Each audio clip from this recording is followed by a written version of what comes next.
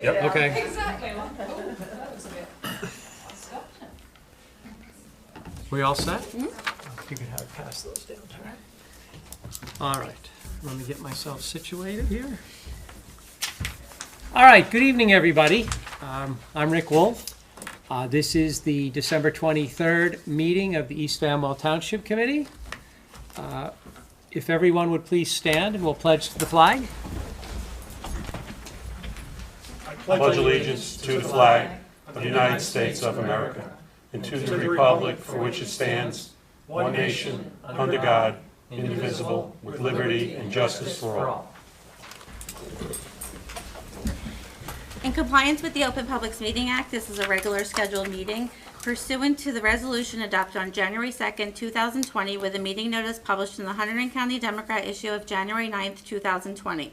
A copy of the agenda was forwarded to the Hunterdon County Democrat, Times of Trenton, Star Ledger, Courier News, posted on the bulletin board and township website, and filed in the township clerk's office on December 21st, 2020.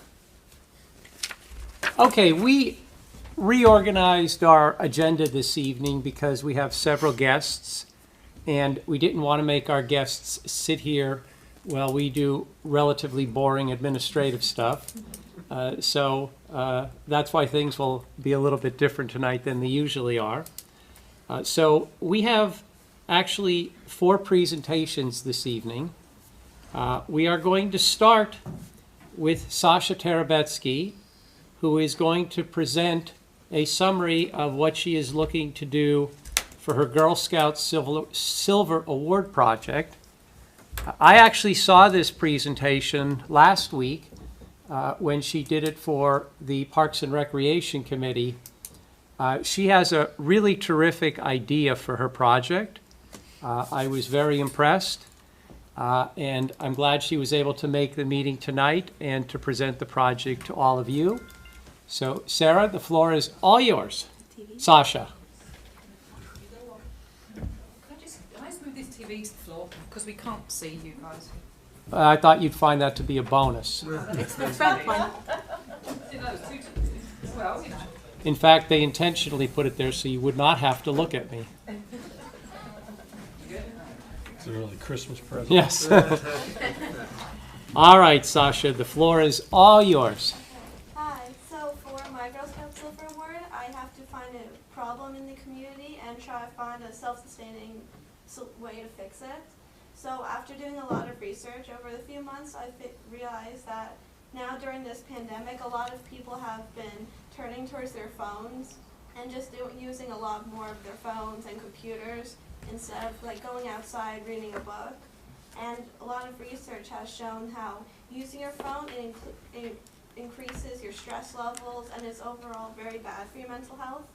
So my idea was to build a little free library at Clawson Park, which is a little box or thing where you could put some books in. You could go there, take a book, leave a book, and lots of research has shown how reading lowers your stress levels and heightens your brain activity, and this would be a really good solution to the increasing phone problem. And yeah, so I'm depending on building it during the weather. Now with the snow, it might not be done as soon as I hoped for, but as soon as there's no rain and it's sunny, I would like to build it. I'm going to get the materials from Home Depot. I'm going to bring my proposal and see if they would like to donate to my cause, and if not, I'll use some of my money to buy the materials that I need. And basically the instructions, I'm going to paint there. You could take a book, and then if you want to, you could leave a book. You should leave a book there just so we don't run out. And right now I'm working on getting a donation for a book so I can have a good stock for them. Yeah. How many books do you think you'll need?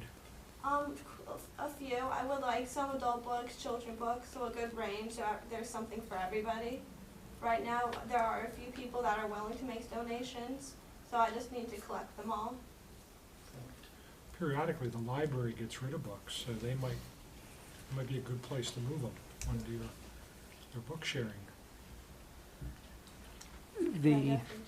There was a picture of the cabinet that housed the books in the materials we got. it can hold a fair number of books. By the way, I got an email from a resident yesterday who looked at the agenda and looked at your presentation and was very supportive of this idea. I think the residents are going to really like this idea. We were talking about putting it in the gazebo, so it will be undercover. And then, of course, it is a closed cabinet with a glass front, so it has basically two protections from the elements, that it's under the gazebo and the books will be in a cabinet. But I think it's a really neat idea. If you're unable to get Home Depot to donate wood and you are taking donations to help build this, you let me know, because Kathy and I would certainly donate to help you build this. I think it's a great idea. Thank you. The Girl Scouts are on a roll here. The presentation last month was a great idea, with the identification that you post on your door if you have pets, so that if the firemen come, if God forbid there's a fire in your house, they know what pets you have. I thought that was a great idea, and I think this is an equally great idea. So the Girl Scouts are batting 1,000 right now. Anybody else have any questions? I would be happy to donate books. I have a ton of them, and I hate letting go of books, but knowing that it would be going for such a good cause, absolutely let me know. Your mom knows me, so. Thank you. Anybody else have questions? I think it's a great idea. Thank you. Do we need a formal resolution, or is this just a sense of the committee? Okay. Everybody okay with authorizing this to be placed in Clausen Park? Absolutely. 50%. You have our approval, you have our blessing. As I said, if Home Depot won't donate the lumber, let me know, because Kathy and I will help you buy the lumber. And anything else we can do. If you need help installing it, let me know, and we can have our DPW come in and help install it. It's probably not a bad idea to have them involved anyway, because they understand the gazebo.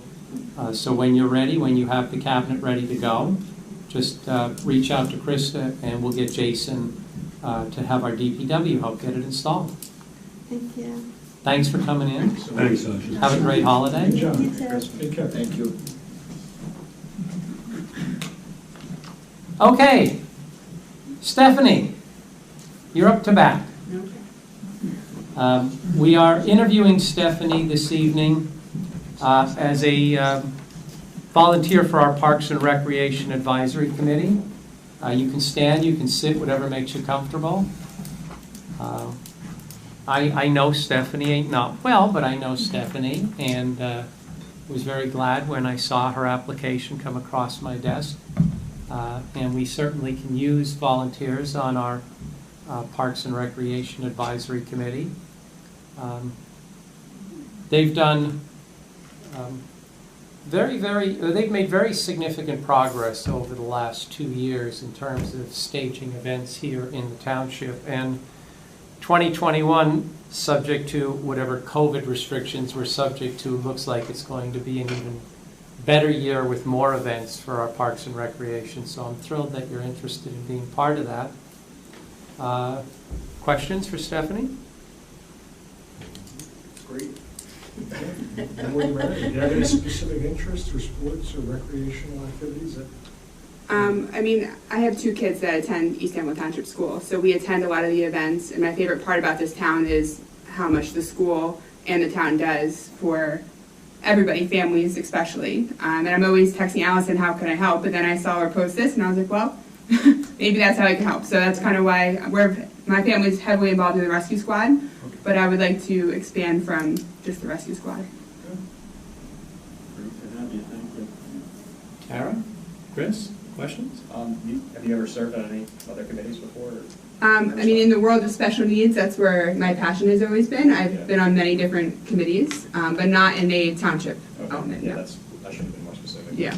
That's cool though. First time for everything. Yeah. I think you're homeroom mom for I am, Malcolm. You guys did a great job with the holidays, so I can attest to that. Stephanie knows what she's doing. You guys did a great job for that. Thank you. Very challenging classroom parties that we have this year. Yeah, So I know interesting. you're super involved in the school, so Yes. thank you for volunteering for Thank this. you.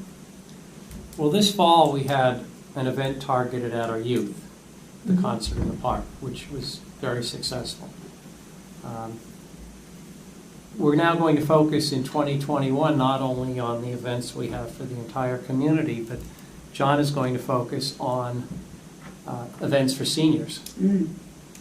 And Tara is going to help us focus on more events for youth. So we really are looking forward to an exciting 2021 in terms of events. Again, subject to what the world looks like, but we have some really great ideas. As I said, I'm very happy that you stepped up and volunteered. Any other questions? Are we okay, everybody okay appointing? Absolutely. You're on. Crystal will hammer out the details. Okay. And we're good, right? Yep. Perfect. Thank you. Thanks for coming in. Thanks, guys.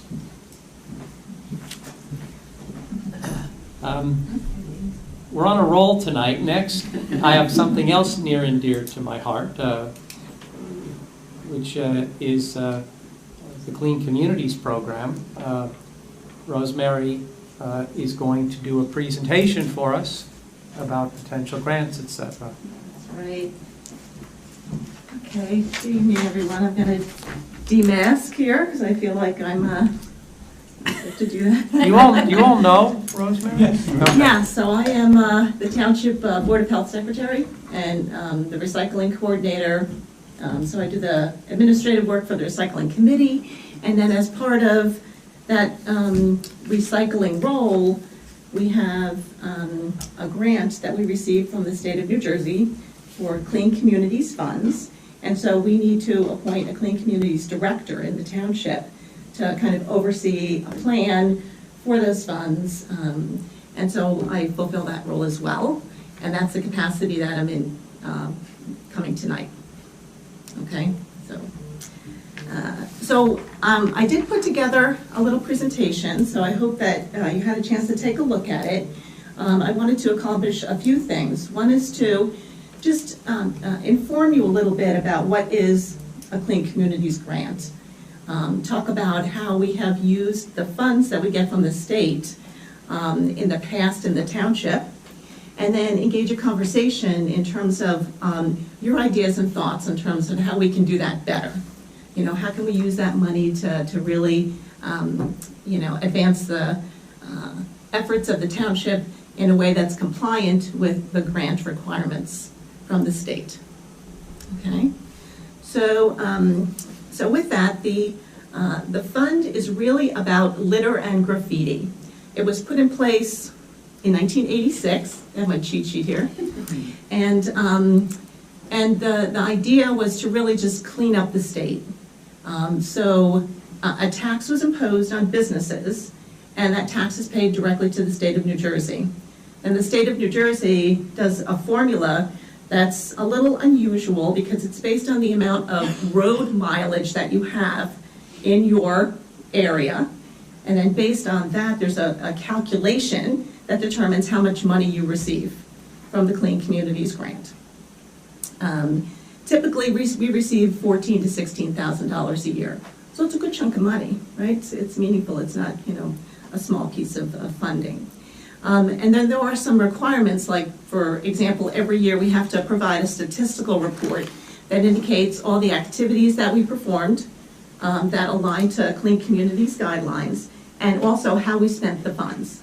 So there is a financial accounting that we have to report every year as well. It's a state program, rolls down to the county level and then down to the municipal and township level. So that's kind of how it sits at a high level. Just to simplify, the requirements for using the Clean Communities funds are that it needs to be about litter cleaning up litter, preventing litter, enforcing ordinances and laws around litter, and then similarly around graffiti. So, you know, we don't really have a big graffiti problem here in East Amwell Township, but you can imagine that in like Union Township and, you know, some other places, especially closer to the city, it's a much bigger issue. So the funds are used, oftentimes the funds are used there for that, like kind of beautification kind of things. So that's really the core of it. Most of the work that I've been doing over the course of the past year and a half since I was certified as our Clean Communities Coordinator is meeting with and discussing this with members of the staff in the township. So, you know, Chris and I have talked about it a number of times. I've also had lots of conversations with Jason Silverthorne and with Margaret, you know, about the utilization of the funds, gotten feedback from, you know, administrators for other committees in the township. And then I've had a chance to now do a round of meetings with some committees. Since I'm already sitting on the recycling committee, Allison knows about this topic very, very well because we talk about it often in the recycling committee. I've had a chance to meet with Ringo's Advisory, the Environmental Commission, and Historic Preservation as well, just to get their thoughts and ideas and kind of have something comprehensive to bring to talk with you about. So that's really what I've done with the program, and then you know I put all these things in writing and outlined a plan for how we can you know engage committees and then best utilize these funds for East Amwell Township. So some of the so I have some proposed actions. I can talk a little bit about what we did in 2019 and 2020. And then I'd like to talk with you about the proposed actions and get your approval on one in particular. But before I go into that detail, have I given you enough information about the program itself and the background, or do you have questions for me on that part? Is there any criteria for the road mileage? In terms of, you know, dirt roads, paved roads, state roads, county roads, just plain old road mileage? You know, I'm actually not sure. I'm actually not sure. I never really. Maybe we can put some more dirt roads. Yeah. Yeah. So I'm not really sure how they make that determination, but. Oh, it's not something that you have to send them. It's just. No. Yeah. Okay. So the state determines how many road miles we have. Yes. Yes, that's correct. Mm-hmm. So, any other questions I can't answer? No? Okay. Something that we've done for a number of years is we have used the funds in order to run the spring cleanup day, pay for the dumpsters, you know, pay for refreshments for the volunteers that come in. We've done the same thing for the roadside cleanup day. We pay the cost of the dumpsters at the depot. We were able to take that money, or at least a piece of it, out of Clean Communities funds. We've purchased reusable bags and produced flyers and done mailings. We've run events, you know, just like at the Color Run, for example, last year at the school. We had a representative go and do some education and hand out material and engage folks. It was a bit of a wet day, so, you know, it wasn't the ideal situation, but we look to try to engage the community in that kind of manner as well. In 2020, what we added was we took the flyer and we put it in with the tax mailings that went out. And what that enabled us to do was pay for half the postage cost for the tax mailings for the township. So we added a piece of paper which added weight, so I could legitimately say that it was an expense for Clean Communities to be sending it out. So we were able to kind of take the money and put it in that direction. We also have purchased zero waste boxes for things like straws, because straws are legitimate litter. It's very interesting how the state has categories and they determine what's litter and what's not litter. But that qualified. Bottle caps is another thing that qualified. So we purchased these zero waste boxes and we're able to collect those items at the depot, and then, you know, we send these things off and they are reused or repurposed, you know, by mostly by TerraCycle. So we've used grant money for things like that as well. And then the other big expense that we had this year was that we purchased a color printer that we have in the township office now. So we were able to take the funds and legitimize that we're going to be producing regular flyers for clean communities, including recycling information, and have them available to our residents. And therefore, we legitimize the purchase of a computer rather than paying someone else to print, and produce our flyers. It's pretty easy to do. We have the technology here. We just got like a subscription to an advanced PDF, an app. I don't know what you would call it, yeah. And so we got that in-house, and so we got a nice new color printer that we were able to use for the funds. And then the piece de resistance is that you are allowed to take 25% of the Clean Communities funds each year and set it aside and use it for equipment purchases. So we were able to put, I think, around $10,000 towards the purchase of the truck for the DPW. And what we did for that is we put together a list of all the different activities that our DPW does when they're picking up litter at the park and on the streets, and they're cleaning up leaves, and they're doing so many other things, right, that could, right, the styrofoam collection, exactly. So we had a nice long list of things that the DPW does to legitimize, covering a percentage of the purchase with Clean Communities funds. So those are the kinds of things that we're doing. Those are the kinds of expenses that are allowed. And what we'd really love to do is find more and more ways that we can take costs out of the township coffers and use Clean Communities money, to cover those things that also meet the goals of the Clean Communities program, right? We are cleaning up the town, right? We're keeping those bottle caps, out of the litter. We do have a DPW that actively keeps this a beautiful community and cleans things up, right? So it's really a win-win, to find these legitimate costs and make sure we align them. Because, I spent a long time in corporate America, and I really don't want to sit through an audit. So we have to make sure we have good documentation in place to support it. So any questions on what we've done before I launch into the new thing that I'd like to propose to the committee? I just want to say I envy your ability to exploit loopholes. Not exploit, but utilize. Yeah, I had 40 years in corporate America. They'll do that to you. Take Rick's job. I worked with really good finance people over the years. But so the other idea, this is not my idea. Lots of communities have been doing this for years, and we just borrowed their ideas and adopted and adapted them for something that could work for East Amwell Township. And it's actually called a mini grant program. So by developing a mini grant program, what you can do is you can have groups in your community get together to perform an activity or hold an event that's a cleanup, that's education, or that focuses on enforcement, kind of the trio that you need to touch in order to use the funds. And then we can give them a grant anywhere from $100 to $500 to do that activity. And it could be the Scouts, right? It could be a group of seniors. It could be a group of neighbors that get together and clean up an area or do some kind of activity. I suggested to the Ringos Advisory Committee that maybe they could do an event, and Chris had some ideas around that too. But it can't be for private, on private property. That's right.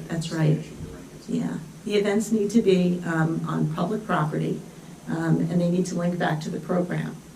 And so I've taken some best practices that they've done in other communities and put together kind of a program overview, an application form that groups would need to complete to say what their event is, and they would need to submit that, and then they would need to complete their activity, provide us with a report, and then they would get their grants.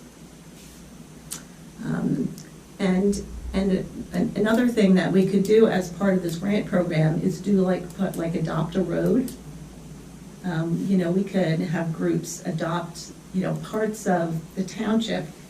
We tend to have a lot of trash on the side of the road. And if they do events once a quarter, then we can be giving them money, you know, throughout the year.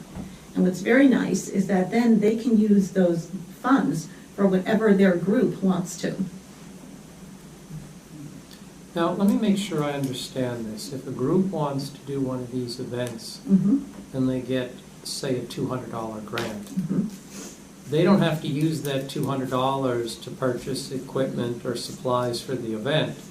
If it's cleaning up trash, for example, and let's say they spend 20 on trash bags, the other 180 they could just use for their group activities? So yes, and also if we so desired, we could give them the $20 and cover the cost for those trash bags. So this is a way to incentivize groups to do these clean community type events. We get the benefit of their labor, and they get a grant that they could use for their activities. Correct. Interesting. Yeah. Very interesting. Isn't that nice? Yeah. So Rosemary, that money does not come out of your grant, your money from the state. It's a separate grant, correct? No, it comes from, all the funds that we would look to use in East Amwell are the monies that we get from the state of New Jersey. Right. So that $14,000 to $16,000 a year. Right. Yeah. So this example of another $250 mini grant is part of that 14? That's correct. Okay. It will come from those funds. Yeah, that's the idea, Pete, right? Is that we have these funds. Yeah. So how can we best then utilize them and embed them in the community, right? To get kind of the win-win. Mhm. Yeah. So effectively, this is expanding the uses of these funds to give grants to organizations that may do clean community type activities in East Mhm. Amwell. That's right. That's right. Have we been able to, historically, Rosemary, have we been able to spend the money that we've been allocated each year, like the 14 to 16K? Have we been able to use that? So no, what we were able to do though was we were able to take that 25% of the funds and reserve them and then use them toward the purchase of the truck. So we were kind of, you know, like the funds, well, first of all, the funds were being properly allocated according to the grant, right? So we kind of had a little bit of risk for a couple of years. So we made corrections, and then when we made corrections, we redirected those funds into this, you know, money that you can accumulate on a going forward basis to use for the equipment purchase. But, you know, it's a challenge to make sure that you're using them properly. Right, so as I said, you know, Jason and I sat down and talked about what is DPW doing that we can really link in here, you know, and how could we not link in here? He's very clever. He knows about this. He knows a lot about these this clean community.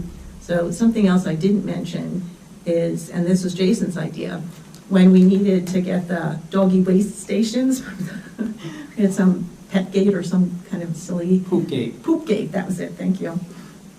At Clausen Park, and we were trying to figure out a way to use Clean Communities money to pay to put these stations up and everything else. So one of the components of Clean Communities is enforcement. So we posted the ordinance information, the ordinance code and everything on each of the pet waste stations, and so that qualified for enforcement of an ordinance because it's an ordinance about cleanup, and we're able to pay for those stations. So you're looking for our approval this evening to move forward with the grant program? And also ideas and suggestions for things now, or if they come up with, you know, later, for how we can use the funds. Rosemary, what percentage of the funds do we use are like on existing programs, like spring cleanup, dumpsters? Do we use half of it, 3/4 of it? You know, I only can recall those numbers because I was just doing the annual report, Mark, and it was about $6,000 that we're using for those existing activities. You know, between the dumpsters for the depot and the dumpsters for spring cleanup and roadside. Is that total for all together or for each event? total altogether. And if we don't use it and we're not able to put it in that 25% bucket we reserve, we lose it, correct? Yes, So it's not something that rolls forward and just continues to build. that's right. So this program, assuming we don't go hog wild spending, really isn't costing us anything, That's right. because we're just going to use money that is going back to the state. And I'm actually quite excited about this because we have a real litter problem in East Amwell. I mean, the roads get a lot of litter. I think a fair amount of it is people throwing it out the windows, but also a fair amount of it is blowing out of the, what is it called, Raritan, Recycling trucks, the the Raritan Valley. They're recycling trucks. When they're recycling, Yeah. that stuff is just blowing out all over our roads. So we have the trash cleanup, the roadside cleanup once a year, but the rest of the year, the roads are looking somewhat ugly with this trash. So it would be great if we could take some of this money that's otherwise going back to the state, set up these mini grants for like the Girl Scouts, the Boy Scouts. Go out and do some roadside cleanup, you get a grant, you can take the grant money and use it toward your projects. The seniors are always looking for money for their events. That's just one idea. I'm sure as we think about it, we'll come up with more, but trash alongside the roads is a significant problem here in East Amwell. Hey, back to that point, if I could add, so every year I participate in that on our road, and I'm amazed at how much I collect every year. I've been down that road, collected 5 bags, the next year I collect 5 bags. But what I find the hardest part about that is collecting it and then getting it home or getting it to the place. So if there's a way we could, I don't even know if it costs money, but just communicate or incentivize the notion of people participating regularly and maybe leaving the bags, special maybe Orange Township bags that you wrap and Like stuff, they do on the highways. and just leave it, and then the DPW, maybe they get extra time or something out of this grant, an extra hour of pay or something. They could drive around and pick it up. I think I'd do it a lot more often if I could just, as I'm walking down the road, fill a bag and leave it right there, tie it off, keep walking down the road. To me, that's always the hardest part of the mechanics of it. So if there's any way you could incorporate that, you might get more people participating. Yeah, and that could even be something that a group could do too. So the DPW, is one option. But if, like you said, we had orange bags, we could say to the ambulance squad, they're always looking to raise funds, like, hey, go around the second Saturday of the month or whatever and pick up the orange bags. So. Yeah, provided people get the bags and go do that. Yeah, we have to do some promotion, I think, about the whole program, but wasn't really ready to start doing, broad promotion and putting things out there until we had stamp approval from you, so. Yeah, I found pockets on Lindale where literally if I kept digging, I could keep hauling. And it was just, I was limited by the amount of bags and the amount of effort I wanted to have hauling the stuff out. But there's some places where there's probably accumulations of decades of beer bottles and cans and just debris. I think it's also good for our committees to earn money to go towards things that they can't get through our budget if they go out and do events like this. But one other thing I'd reiterate with Rick is rather than doing the roadside thing once a year, if there's a way of doing it more often. Because as Rick said, the 12 months out of the year, the roads are pretty nasty, except for that one day, they look great. Well, what I'd love to see is if we could, have an adopt a road program, right? And get groups to commit to going out a few times a year, 3 times a year, whatever. And if you go out 3 times a year and you clean up the roads that you've identified, then, we would give them a grant based on how big of an area they're gonna cover and how often they're gonna clean it. And kind of. So can I just clarify that? So if to Rick's point, if I got my neighbors together and said, let's all clean up our road this Saturday, and then meet at my house for a barbecue, assuming we're not in mask plan, and we all come to my home, could that money be used to pay for hot dogs and hamburgers and stuff like that? Yes, Okay. yeah. So you would need to submit an application Right. and have that approved. And then after you do the cleanup, then you'd have to provide a report. You'd be given the money and you can use it for your hot dogs and beer. I see where this is going. Tim's gonna be out there on every road. Your money. Leaving orange bags on the curb. Tim the bag Yeah. man. He's gonna be out there. I see carousel space. But again, that's. Our a roads will win-win. never been so clean. Right, win-win, right? Yeah. Rosemary, can you talk to the school at all about this, the township school? So have we talked to the environmental group at the school about this? Well, no, I mean, this mini grant situation is only really coming to the front line now, this year. Right. The school's off limits of anything right now and for the foreseeable future. Environmental club is not happening right now. You know, they can't do That's anything. what Mrs. Ernst, Ernst, right? right. I mean, Yes. the minute you mentioned that, that's immediately where my head went, because I know they do such good work with that, so Yeah, I mean, I maybe in the think future. ordinarily Like they Earth would Day, do that. right? I mean, Earth Day, something centered on Earth Day with the kids, the community, I mean, this like Mhm. would be right up Mrs. Ernst's alley, so. Ordinarily, I think they'd be all over that. Yeah. But I think the school will not put the school name behind any group commitment to anything Yeah. right now. Right, it could be organised by the Girl Scouts or the Boy Scouts outside of the school, if that's them organising it. The school are not going to put themselves behind anything right now. But if this is a 2021 grant, then I mean, maybe just to start Yeah, planting right. the I mean- seeds for even like in the next school year, right? I mean, this would be, I think, something fantastic for it to Mhm. get like the youth even more engaged than they already are, because I think East Mhm. Amwell does a great job with already with the environmental stuff. Mhm. So are we approving a resolution? Just a sense of the township committee that we're behind this and that it's okay to move forward? I think it's just a sense of your support. Yeah, yeah. I'm looking across. Everybody okay? Okay. You have our blessing, Great. and as folks think of ideas, email Rosemary.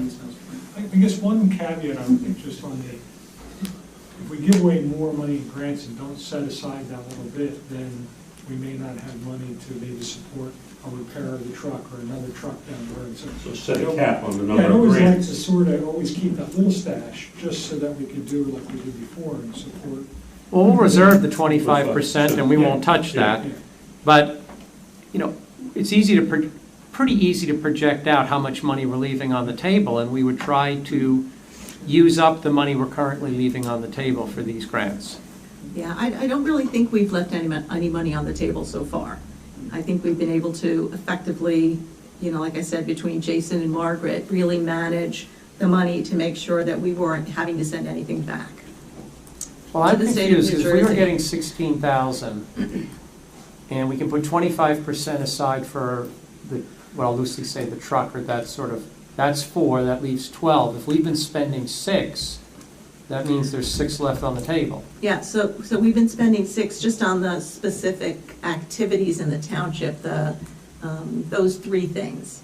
The dumpsters for depot, the roadside cleanup, and the spring cleanup. Okay. So and there've we're been spending other expenditures. Okay. Yes, All yeah, right. there've been other expenditures So then as we well, need to Rick, sit so- down and run the numbers just to make sure that we're not robbing Peter to pay Paul here, that we're not taking away from other worthy events to pay for Tim's hot dogs. No, absolutely, and that's the reason I think you want the grant application, right? So that you know how many requests are coming in, what group they're coming in from, how much money's going out. So Chris and I were chatting about it just a little bit the other day. And so right now, really, it's kind of been myself and Margaret, and then with Jason's input, doing a lot of the oversight, in addition to coordinating with the communities in terms of what we can spend the money on. And I think if we expand that, right, like the more heads in the game, right, in terms of how we spend that money, the better job we can do with it. So- Now, when you talk about litter and trash, can any of it be used to clear politicians out of East Amwell? Let's see, I'll have to go back and check the data, but I'm gonna guess no. Actually, the one thing that we've been trying for 2 years now to get approved, and this is how goofy some of this stuff can be, I'm sure I don't need to tell you, but we're trying to get them to approve the pickup of like animals and, on the side of the road and animal waste and other things like that. But they're like, nope, that's not considered trash. And you can't use the money for it. They don't have the same amount of deer we do. So, Thank you, Rosemary. Thank you very much for okay. coming in. All righty. Thank you. Thank you for your feedback. Have a great evening. You too. Have a nice holiday. Okay, yeah, you too. Enjoy. Thank you. Okay, we are now up to our fourth presentation. As I mentioned at a prior township committee, we switched, East Amwell switched about 2 months ago, what I loosely call our insurance consultant, but that's not the right title. The organization that guides us through our insurance needs and keeps us from doing, or at least tries to keep us from doing things that will get us into trouble. We weren't particularly happy with our last provider. I got introduced to Assured Partners. Mark and I and Krista and Jason interviewed them. We were very impressed.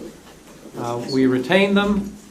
And so this evening, they are going to do a presentation for us about our current insurance, which is about to expire, and we have to decide what we want to do over the next few years. That's great. Yep, yeah, nice intro. And it was kind of a tough act to follow. I cleared the room for you, though, so you're insurance. You're welcome. Yeah, that's true. We're having two people. They were looking for an exit to get out of there. So, no, good evening. My name's Tom Narleski. I'm with Assured Partners, and thank you for allowing me to come up tonight, Mayor and Committee. I apologize. I got her shot. I brought 7 copies. So, what I did is that in your packets there was. They're good. Everybody's good? Yeah. In your packet, there was the full copy that I received from the PACE, and just full transparency, I just wanted to share that with you, what you had. What you have in your hand is an abridged copy. I took that, and there's a lot of fluff in there that was with regards to the PACE and how great they are and all that kind of good stuff. We know it's a good GIF. But I just wanted to really kind of zero down on a few, and I renumbered the pages in that presentation. And the mayor asked me to keep it to about an hour and a half, so is that so no, I'm just kidding. So it's we'll just make it real brief, and I'll just go through a few options. You are upon your 3-year renewal for the program. You are with the PACE GIF, which is part of the MEL GIF. It's one of the largest GIFs, and it is the largest GIF in the state of New Jersey. The MEL is. They have a small bunch of feeder regional GIFs that feed into them. And so what you get is you get the purchasing power of the MEL GIF, which has over close to 600 entities in it. But yet you have a smaller group, and you have the intimacy of a group that you can control. And I actually like the PACE GIF a lot. I've been active with them for about 6 years with another public entity, and I've attended every meeting, and they're great. They're really they're responsive. If you have a question, they call. If you need a certificate, they respond. So it's really a nice GIF. So, can you just explain what the term GIF means? Oh, sure. We are being videoed for broadcast. Oh, that's fine. I'm sorry. Just in case any residents want to know what. That's great. So a GIF is a joint insurance fund, and it's basically a risk purchasing group. So a group of public entities gather together, and they buy their insurance as a group on the marketplace, to make it real simple. So it's a joint insurance fund. It's it's something that came out years ago as a response to a hardening market in various, mostly workers' compensation is where it started. Then they really brought it around, and they got all the coverages encased in that program. So I'll make this real quick. And I numbered the pages at the very bottom. At the first page, if you open it up, it's the list of their members. So you'll see that it's 23 members. You know a lot of them. I just wanted to point that out.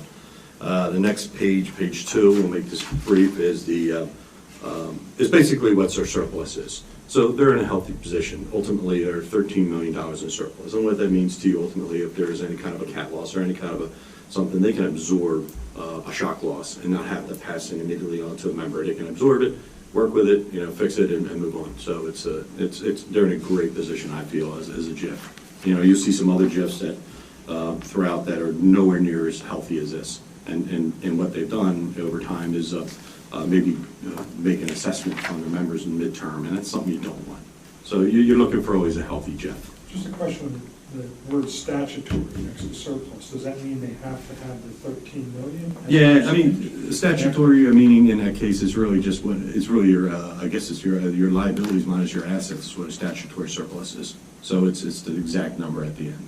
So it's not, there's not a target amount? No, there's not a target mark. No, not at all. No, that's just a term for that. I suspect, Tim, there are a set of statutory criteria, and when you run this through, they have 13.6 million of surplus, and that's their statutory surplus. That's correct. No. So page 3 is basically where you stand as far as East Amwell. So over time, you've received back $45,000 in surplus dividends returned. So what happens is they'll keep some of your premiums in reserves, and as those claims get closed, they go back. They get returned back to you once they get closed. So what you have sitting out there in open reserves is $155,862. So that's important, and I'll get to that. And this is why I recommended to Mayor that just you need to stay where you're at, and we'll come back to this and thing. This is the combination. This is the cumulative sheet for cover sheet for the JIF. So it shows where there is. It's over time since 1997 to now, and it just reflects the 13 million surplus we talked about. Finally, on page 5 is the main reason is there's been some changes in laws with regards to firefighter cancer presumption, but the second one is the SAM laws is really important. And the sexual abuse and molestation, what they've done is Governor Murphy allowed it. They changed the laws which allowed people to, I think it really ultimately is 55 years and 7 for them to file a claim. So what happened in the PACE JIF to protect their members, and I thought it was kind of good, is they passed the fund commissioners passed a little law that if any member leaves the statewide, the PACE JIF, if they leave the PACE JIF, their reserves or where their surplus can be held in escrow until that time they feel that all those claims have been closed, which could be up to 55 years from now. So we have, going back to page 3, $155,000 in reserves sitting out there. And I think until we really get a grasp of this, and I think that's why it's important for us to renew for the next 3 years, let's see how the PACE is going to handle this over the next 3 years. We're a good member. We're in a good position. They gave us a reduction this year. They've really worked with us I think so, as far as some of the things we're fixing. A couple little small nuances in their coverage that we're gonna mend. But let's sit tight, see what's happening, and why run away from that $155,000 to save maybe a few percentage points, if possible. Who knows if you're going to save them, So right now, what we're seeing in the insurance marketplace is increases in the umbrella liabilities. So we've seen a lot of increases, especially on our private side, drastic. So they've been stable for you guys for the most part. Their stability has been flat, and that's the beauty of a joint insurance fund, is the stability in those premiums. Let me make sure I understand. So what you're essentially saying is that if we were to leave PACE and go to another JIF, we really can't take the surplus that's owed to us with us because it's now held. It's held in escrow. Future escrow. Whereas prior to this, we may have had. You would have got it back. You're entitled to it. Yep. And they do that to protect their fund and their members as well. So, but it is, can you say golden handcuffs? It is a kind of a handcuff thing, right? So it handcuffs you to there. But ultimately, it's something that the people at the PACE JIF, the Board of Commissioners, they passed. And I understand why they did it. Yeah, but that's just an interesting thing, because if you still left, if PACE maintains yours, the new JIF you're going to is assuming your risk without having that surplus there. Yeah, they're assuming the risk from the day you joined them forward, not the past liabilities, and we don't know what's going to be lurking in the past. Yeah. So that's the law that passed. So with that said, I think sit back and kind of understand and see what they do over the next year and how they treat this. Over the next 3 years really. So so that's really the main thing. The next part is just the loss control. What I do like about the PACE JIF is they have Mike Misnick, and you met him, and he spoke very highly of Kristen as well as Jason. They've done a nice job with their, so we'll shout out. They've done a really nice job with all their safety and loss control training and their PPE for other employees, and He's really impressed with it. So, you know, he's here and he can craft, if there's anything that Jason or anybody needs as far as safety, loss control, you know, he can kind of stop on dime and come and provide that for us. So that's a nice little additive that they have. So, Mel Safety Institute, they have a very large library of videos. They do a lot of webinars now because online, you know, in-person training has been pretty much stopped.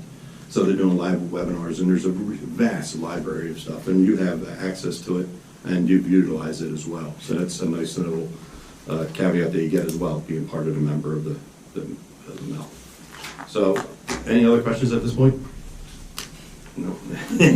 I'll make this quicker. I apologize. So, the other pages are 7 and 8 is just the list of the people that are on the board at the PACE GIF. The history of the GIF is page 8, which is they've been around for 23 years. And the main thing with it, when you get a joint insurance fund, is the stability of rates. That's truly the main key of having it. Next couple pages is really, it's about the what you call the PACE GIF, and it talks about the benefits of being in the GIF. There's safety and loss control services that we talked about, and Mike Nisnik is involved. Page 11 is about the MEL, and the MEL has over 580 members of other public entities, and it's a combination of various things. It's water utilities, it's public entities, utilities. But what's nice about it is, they draw from all this 580 things. So what may have happened here probably happened somewhere else, and it's nice that they do share that knowledge with everybody. So it's rarely is something kind of a shock to them of what happened. So, and it's a nice power to tap into. MEL financials are on page 12. It's a very stable, solid GIF as well. 13 is the benefits of the MEL, and it talks about the resources. What I like on page 14 about the resources, ultimately, they do have some nice COVID-19 updates on there. They keep on top of that. They have safety bulletins as well, and videos and what have you. So it's a really, really useful, powerful website that is access for anybody that you can look at. So they do provide us with a lot of useful information, because I get the emails, and you get them pretty regularly, and some of what they send is incredibly helpful. You could tell they're trying to get out in front of potential liabilities and give you some guidance as to what you could do to avoid them. So they really are on top of this. It strikes me as a very well-run organization. It is. I agree. So 15 through I guess 20 or so is all the coverage pages. Ultimately, it's pretty much a scripted coverage form that's that most of the GIFs have. It is so broad, and the deductibles are low. But one area that we're focusing on right now, and Krista and Thomas, who's 20 years my younger, and that's why I have him on, is the cyber liability, just because he has a better grasp of that than I do, and I'm not going to lie, when it comes to that. But he's been working with Krista in the IT firm, and he's getting that back into compliance. So some of the compliance forms weren't submitted from prior, and he's taking care of that. He's working with the PACE GIF to get that so we can lower your deductible if anything would happen with regards to a cyber Chris issue. and I have been hearing stories about municipalities, computer systems getting hacked into and frozen, and then you get the ransom notes. So we reached out to Assured and said, what could we do to improve our situation here? And we have a limited budget, so we can't have the same kind of protections the Pentagon has, but we wanted to do the best we could with what we have. And the Assured folks have been working with us to try to improve our protocols here to minimize the risk of our system getting hacked. Yep. So you have full coverage for that if that would happen. The problem is that their deductible levels are so much higher. So once we get it down and we're everything's approved and you're compliant, your deductible goes from $10,000 down to $2,500. Big difference. So. And that's where we're working to get that, and we're close. And we submitted all the forms. So we don't want to be in a position where we're shut down for days or a week or 2 weeks because our system has been hacked. Even if the costs to fix it are paid for by insurance, we're so reliant on the computer here that we want to minimize the risk that somebody shuts us down. So we're actually spending a fair amount of attention on that, and even spending some money to make sure that we're as protected as we can on what shoestring budget we have. Yeah, and you know, you can talk to the various, I think we handle about 7 different, we're involved in 7 different GIFs or so throughout the state, various ones, non-mill, end-mill, and that's their biggest concern right now is their cyber liability. So it's a hardening market as well. So it's scary. It's ever changing, that's for sure. And then finally, the very last page is something I just added. It wasn't in that packet that you had. And this is, they have an elected official seminar. I don't know if I assume you're aware of it. I'm not sure if you are or not. This is an online webinar. I believe it's about 45 minutes long for every committeeman that takes the class and one administrator. If they take it, you get a $250 credit. It's a very valuable class. It's going to touch upon your, you know. I've taken that in the past. In the past, we used to get. Did you? Yeah, used to get it maybe at the league. They would do it. I'd offer it there sometimes, or they would have maybe a local meeting or a webinar as well. You could do it. What is the credit against? Your premium. Your assessment. Sorry. And who can take it and get the credit? The 5 township committee members. And 1 administration. So we could get 6 credits or $1,500. Correct.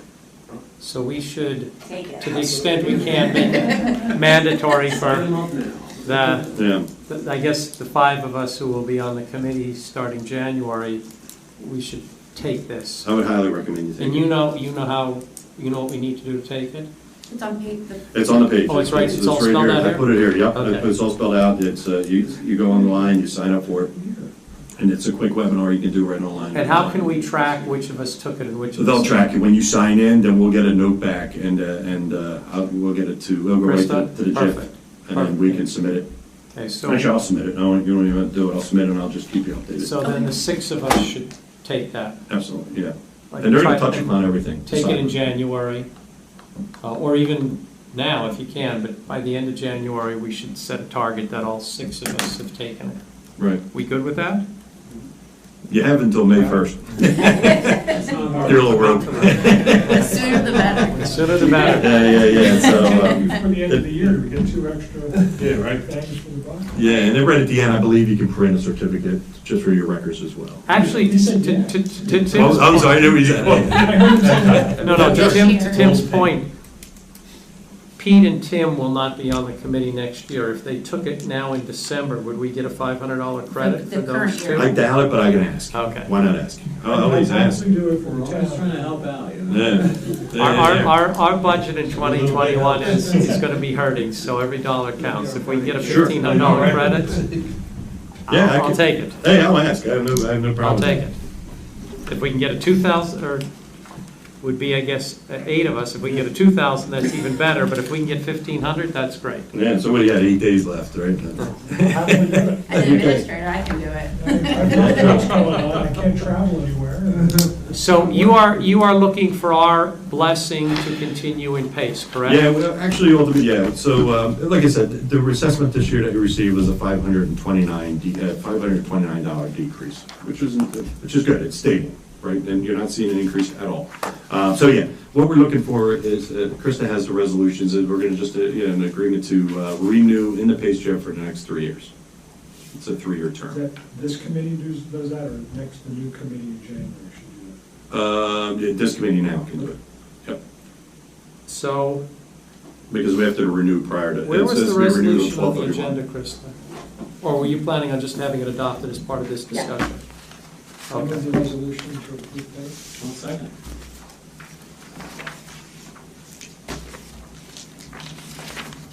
All in favor? Aye. I know it was in the Well, Google Drive. it could be in the other presentations, so Okay.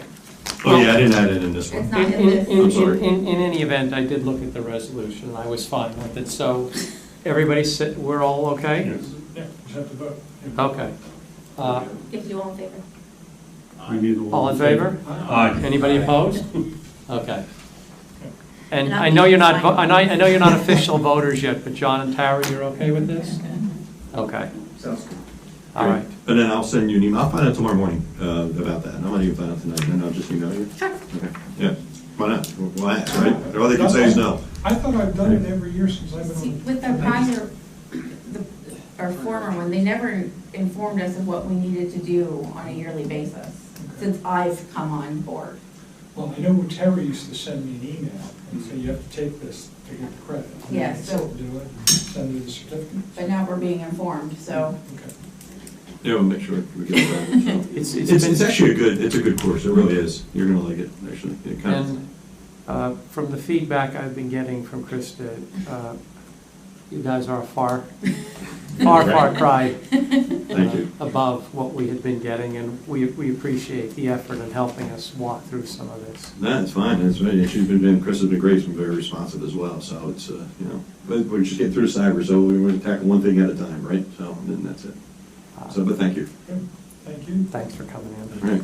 Happy holidays, everybody. Take Thank you. care. Take care.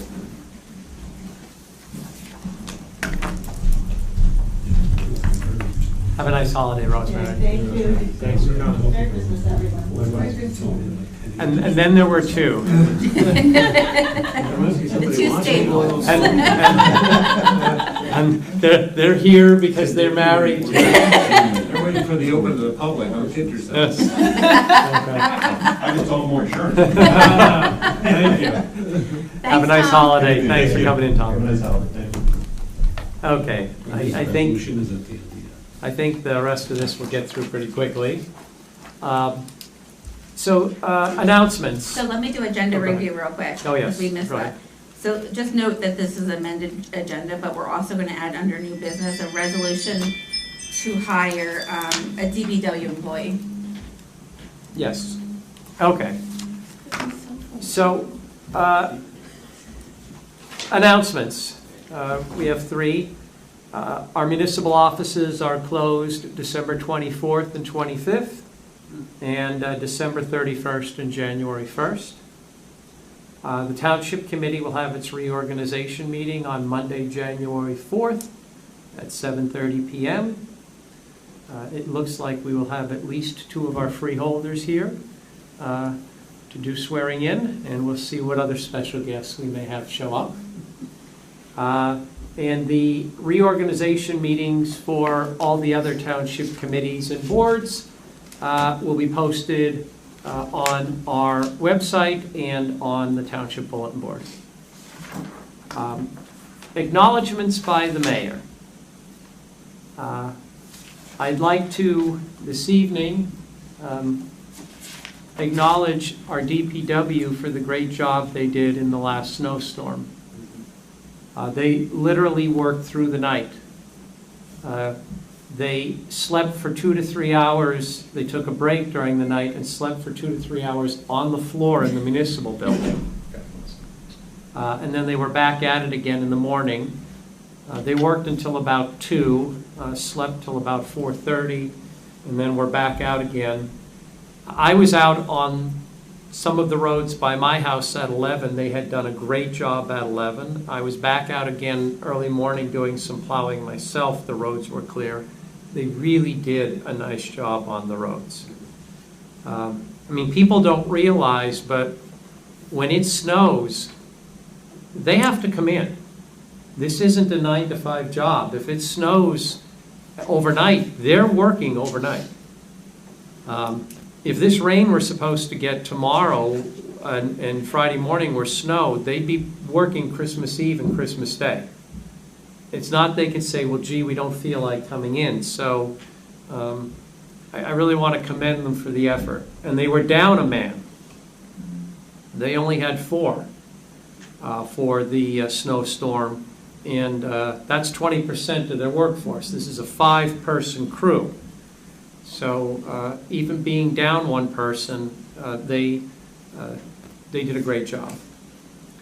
I'd also like to thank the fire company for the Santa run, which was very nice, and for the holiday breakfast they had, the drive-through holiday breakfast they had this past Sunday. Kathy and I went. I spoke to Dave Bond, and they had a turnout well in excess of what they ever expected. I mean, when we got there, the line was almost out to Wurtsville Road. Wow, the time was for us. We went about, what time, about 10? So yes. Yeah, it was very well attended.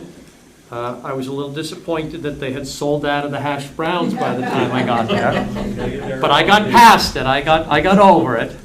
But I was very happy that there was a great turnout for that. But again, these are volunteers. They're not getting paid to drive around the town with Santa. They're not getting paid to do these events. This is all on their own time. They're volunteers. They do it with a smile. They do it because they like seeing the reaction of the kids. Normally we have more intimate events where they have them at the firehouse and the kids can sit on Santa's lap and get the pictures taken, but this year that just wasn't an opportunity that was available or permitted under the COVID guidelines, so they did the best they could, and I thought they did a great job. So I just wanted to acknowledge their efforts. I'd also like to acknowledge the efforts of the Grange.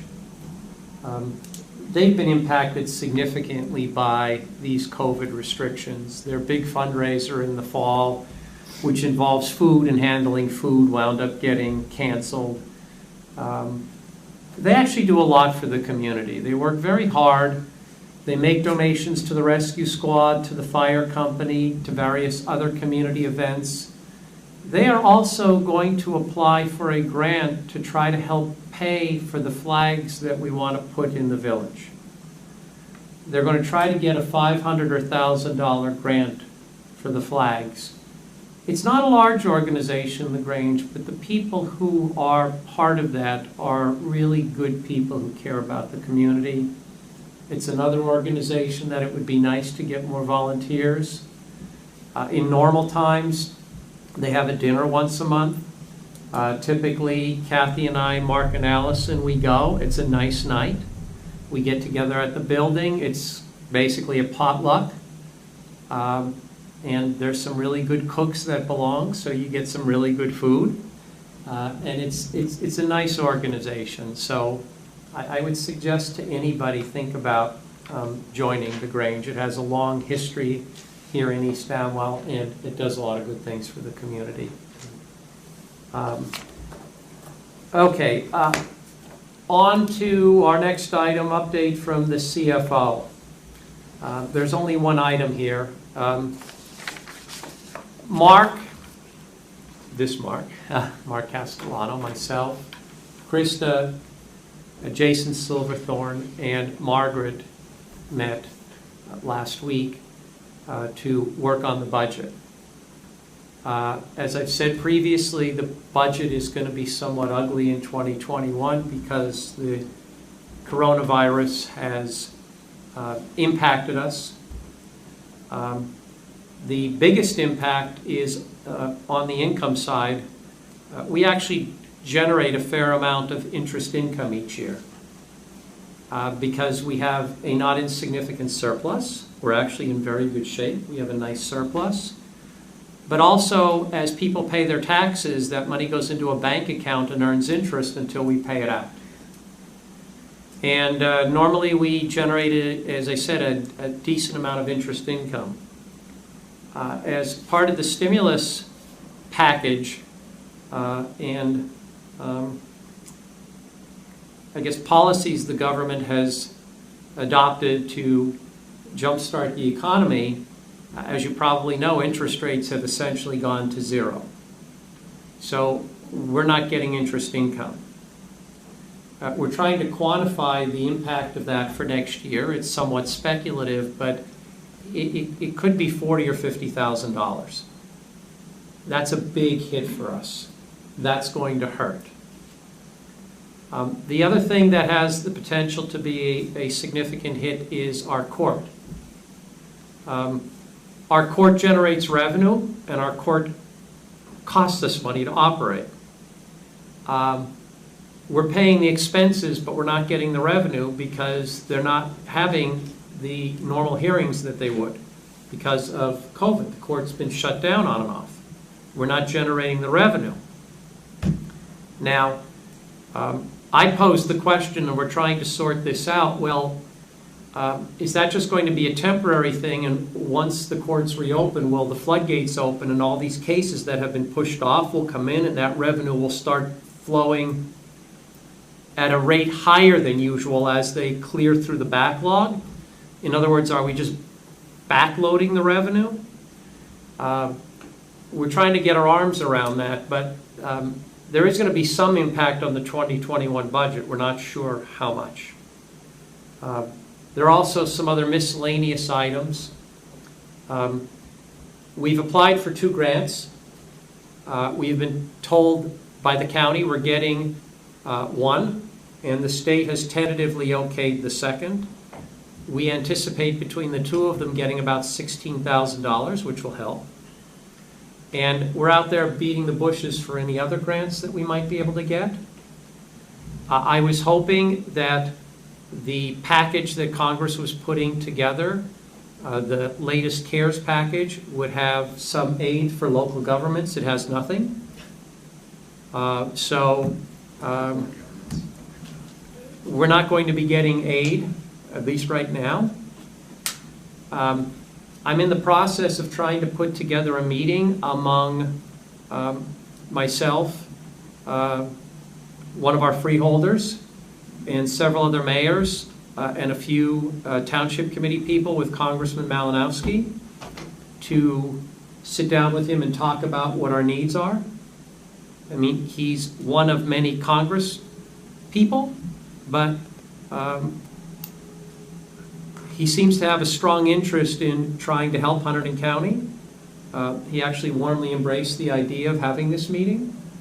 And so we're working with his people to set up a date. And then the group of us are going to sit down with him and just give him some detail as to why we have holes in our budget. I understand why Congress doesn't want to just start throwing money at states to help cure ills that have nothing to do with COVID, excessive spending in the past. East Amwell's ills are COVID related. A lot of the other municipalities' ills are COVID related. These ills that we're going to encounter in 2021 are not the result of poor spending habits in the past. They really are the direct impact of the COVID situation, and we just want to try to get that message across so that hopefully he could get that message across to people in Congress, and maybe in the next CARES package, and I'm reasonably confident that there will be another one in January or February, maybe there'll be some aid to local governments. So we'll see how that goes. The group of the 5 of us who've been meeting about the budget decided this year we were going to do something differently than had been done in the past, which is we're going to post drafts on the website. I think I mentioned that at the last meeting. We plan on getting the first draft posted probably next week. And then it'll be available for anybody in the township who wants to look at the budget to see where it stands right now. And we'll give residents a longer runway to provide input, because in the past, we'd introduce it in March and April and then approve it the next month, so people had 3 or 4 weeks to try to look at it. This year, they'll have 3 or 4 months to look at it and weigh in. So anyone who wants to weigh in can. We'll try to include a narrative with the budget, a high-level narrative at least, explaining some of the issues. And then, as I said, anybody who has thoughts that they want to share, they're welcome to do that. We did get a break on our unemployment. We got reimbursed for half, which was like $1,500. Every dollar counts. My big concern is we get a little over $300,000 of state aid. Now, that state aid is generated by a tax, and that's our share. There are other types of state aid that larger cities and municipalities get that we don't. I'm hoping that the aid that we've received historically will continue at about the same level because it's generated by a particular tax. but there's no assurance of that. And Margaret tells me the state likely won't give us our aid number until March. So we're doing the budget based on the assumption that we're going to get the same aid as last year, the 300 and I think it was 302. whatever, 302, 308, something like that. We're proceeding on that assumption. If that assumption proves to be wrong, if the 308 became 208, then we have a really big problem. But I will also tell you, we get a little over 300. Holland gets over 1 million. Some of these municipalities get, well, I think a lot of the municipalities get way more than we do, which means if the state cuts back on aid, we're going to be hurting, but some of these other municipalities are going to be really, really hurting. And I have to assume the state knows that they cut back on this aid by any material amount, they're going to kill the municipalities. They're going to have to be massive property tax increases and massive cutbacks, because you can only increase so much, layoffs, etc. So, like I said, we're proceeding under the assumption we'll get the same state aid, but if that proves to be wrong, all bets are off. And obviously, as we learn more, we'll share that with people. But rest assured, we're doing everything we possibly can to try to collect every dollar we can, whether it's through grants or whatever, to try to deal with this budget. And we're looking at every cost. I know some of our committees are going to be disappointed because they have asked for things and we're just not going to be able to afford them. It's not that they don't deserve them, it's just we're not going to be able to afford it in 2021. And that is what it is. So that's where we are on the budget, and there'll be an update. Basically every township committee meeting will update on the budget. But keep your eye out for the drafts. Okay, next, I guess we're doing the standing committee reports, item 8. We have 2 appointments. As you know, we had a person, an employee who was a secretary for 3 of our committees, resigned a while back. Krista has been filling in. Not that she doesn't have enough to do already. Her 5 jobs became 8. We'd like to get her back to 5 or 6. So we were fortunate. We actually have been able to fill these positions. So item A and under 8 is I am going to seek approval to appoint as our Parks and Recreation Advisory Committee Secretary, Tiana Blakely. Allison interviewed her? Who else interviewed her? Krista? Allison. Right. And obviously you guys really liked her. I don't stick my nose in on those. They're lining up at the door. So. I don't stick my nose in on these things. Allison, Krista, they have to work with these folks. So could I have a motion to approve the appointment of Tiana Blakely as our Parks and Recreation Advisory Committee Secretary? So moved. Second. Questions, comments? All in favor? Aye. Anybody opposed? Tara, John, you're okay? Okay. Next, second appointment, Historic Preservation Advisory Committee Secretary, Renee Stemkovsky. You interviewed her? I interviewed her, yes. This is not a high-paying position. It's $700 a year. So again, you don't have people rushing for this position. It is possible, as part of trying to work out some things with the committee, because they do have some additional needs for assistance. Her salary might be a little more than $700, but right now we're putting it at $700. But in any event, could I have a motion to approve the hiring of Renee Stemkovsky? So, I'll second.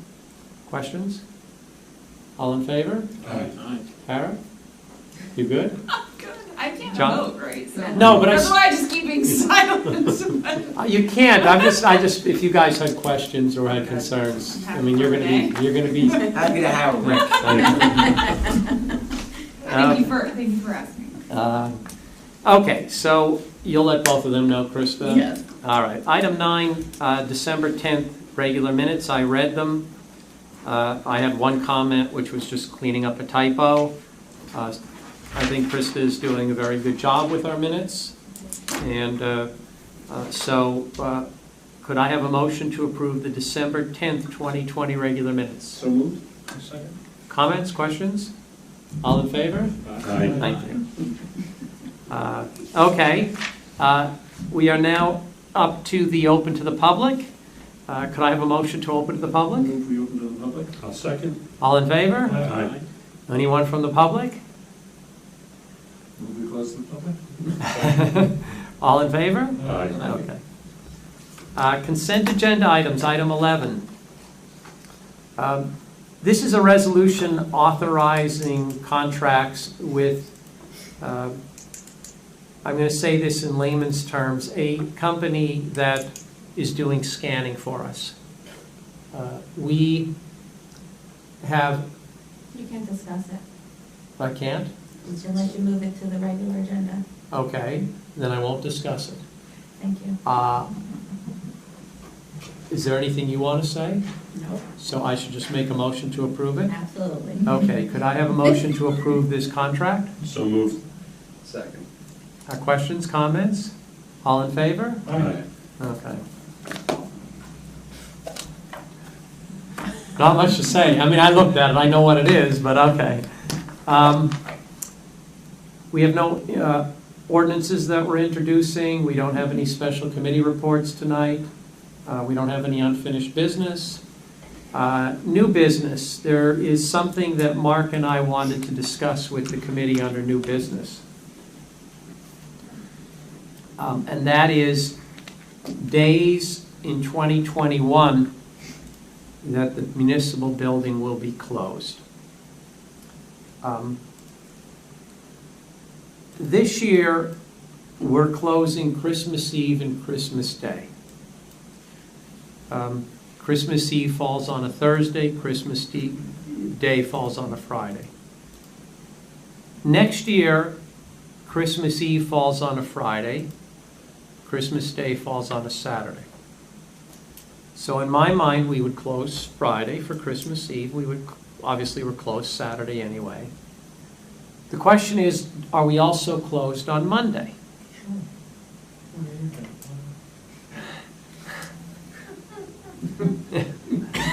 My parting gift. Thank you, Tim. Back to reality. Yes, back to reality, Tim. Your generosity overwhelms me. Look, you could say that Christmas Eve should be treated as a holiday, and therefore if it falls on a Friday, they get it off, but then because Christmas Day is on a Saturday, you get a weekday to make up for the fact that Christmas Day fell on a weekend. That's not the way I look at things. My own view is if Christmas Eve and Christmas Day both fall on weekdays, you get Christmas Eve and Christmas Day off. And by the way, not all municipalities give Christmas Eve off. Not all businesses give. My firm doesn't give Christmas Eve off. We're going to close at 3:30, but we don't close for Christmas Eve. But if both of them fall on a weekday, I understand us closing Christmas Eve and Christmas Day. But if one of them falls on a weekend, or both of them, I don't see that as a 4-day holiday. It's more if it falls on a Saturday. If it didn't fall on a Sunday, let's assume Christmas Eve falls on Saturday and Christmas Day falls on Sunday, I would say, okay, Saturday, Sunday, Monday, we're closed. Because typically if a holiday falls on a weekend, whatever is the closest weekday, the Friday or the Monday, you're closed. So the way I look at it is if both of them fall on a weekday, we close the municipal building both days. But if one falls on the weekend, then it's a 3-day weekend, not a 4-day weekend. You would get Friday, Saturday, Sunday, or Saturday, Sunday, and Monday, depending on how it falls. You want to, I mean, your thoughts? No, I told you, I just can't see being closed 4 days. I mean, it's crazy, because it occurs for New Year's then too, right? Correct. Right, so, Well, we're closed on the weekend anyway, Saturday, Sunday, other than DPW. No, you're right, but the question, the question is, you know, the fact that we give Christmas Eve or New Year's Eve, does that make it a holiday so that if you have a situation like next year where one falls on a Friday, the other falls on a Saturday, it's a 4-day weekend rather than a 3-day weekend? What are the other municipalities doing? It's all different. It's all over the place, Pete. What's the bank holiday rule? Do they can't do be the closed Monday 3 off? days in a row. Right, but then they do the Monday, like in the situation where the Christmas is Saturday, right? Do they have Christmas the Monday Eve off? isn't a holiday, isn't not a bank holiday. No, but is the Monday, does the bank recognize the Monday off? Not if Christmas is on Saturday. Yeah? No. So you know, I said to Mark, this is a decision that we should discuss with the committee and make a decision as to what we want to do in 2021. And I think conceptually what we do in 2021 would carry forward. I think you'll have to revisit it every year to see what the holidays fall on. Well, or I could just simply say if Christmas Eve and Christmas Day are both on a weekday, Mhm. then they're both days off. But if one falls on a weekend, it's a 3-day weekend, not a 4-day. And we'd articulate that a little more clearly, but that's the general concept. Is there a concept of then having a different day? Like keeping the same number of aggregate days in the year and just not having it be that 4-day weekend? Days off. Yeah, so let's say there's 10 days. More like 15. We already have, we're already on the high end of 14 municipalities on total days holidays off. Now, With the potential for more. if you add Juneteenth. Well, I guess so if we're at 14, is the question, there's still 14, they're just not going to be in this 4-day weekend You can scenario. have floating holidays, and you can use that holiday Or if is you it want. willing to but- go to 12? Tim, the 14 would go to 16 if we gave the Monday after Christmas and the Monday after New Year's. It would go to 16. That's if you included Juneteenth. Wait, what about New Year's Eve? Do we get that off? We do, well, that's the other question. It's the same issue as Christmas next year. Yeah. New Year's Day falls on a Saturday, New Year's Eve falls on a Friday. So are you going to give a 4-day week or a 3-day? It's the exact same as Christmas. Well, if we don't normally give off New Year's Eve. We normally No, give we off do. New Oh, we Year's do. Eve. Oh, okay. It's, Chris, it's literally the exact No, I know. same fact pattern. And then you have to determine, because our reorg determines in 2022 what day you're going to have your reorg. Right. What day is Juneteenth? 15th or 18th? June 18th. June 18th. So why would they be specific and call Juneteenth? June 18th is Juneteenth. I don't want to get into a discussion of the origin of But the Juneteenth. municipalities. Can we just stay with this issue before we go to Juneteenth and come to some consensus as to what we want to do? Well, I don't want to go back to Juneteenth, but is that now like a state recognized holiday? It that you is, give but off for it? But it's we not- do not have to, Municipalities municipalities don't have to adopt. No. decide their own. Decide, yes. Wow. Shock. Okay, so let's stick with the Christmas and New Year's. Right. That was gonna- Are we State going- State does not recognize the 4-day weekend. Correct. The state does not recognize Christmas Eve as a holiday. And there are some municipalities that do, and there are some that don't. How about we just give a half day on Thursday? Call it a day. At least it's something. Well, we're already giving the full day Thursday. I'm not looking to take that away when Christmas Eve is during the week.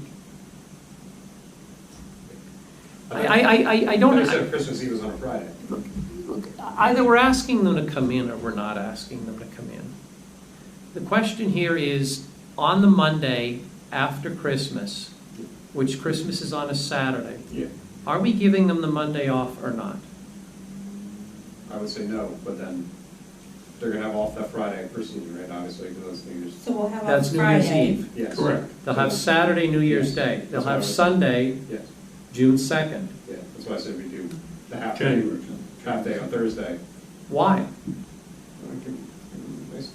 It's 3.5 day It's week. not worth it. It's not, to make them come in for a half day, It's nice. people but have to commute in, and You have people who live a half hour away, it's not good. 45 minutes to work, you know? So just to clarify, that, I'm okay with it. I mean, frankly, it's not my decision, I don't think, but, so the next year would be 2 less days off compared to this year, because this year you're going Thursday, Friday. Correct. Right, so I'm getting back to my original question, does that mean you're going to give 2 additional days somewhere else? No. To No. make the same? No. Okay, as long as you're No, willing see, our to. feeling was, I think that it was somewhere it was inserted, because I don't know, however they ran the date, and it's just been rolled over. So it's not that you're really taking away, not that they should have had it in the first place, you know, so you're not really taking it away. These are just additional days. I'm kind of with Tim though, I feel like there should be a set number of days, and whether it's floating days, whether it's the Thursday before, whatever, because this is going to be a reoccurring issue every 5 to 6 years, right? So shouldn't there be like, okay, you get 15 days per year, if the New Year's or Christmas Eve doesn't fall and this miracle of weekend things doesn't happen, then you have a floating day or something like that. Like, Why? there should be, Why should there be set a fixed number of holidays?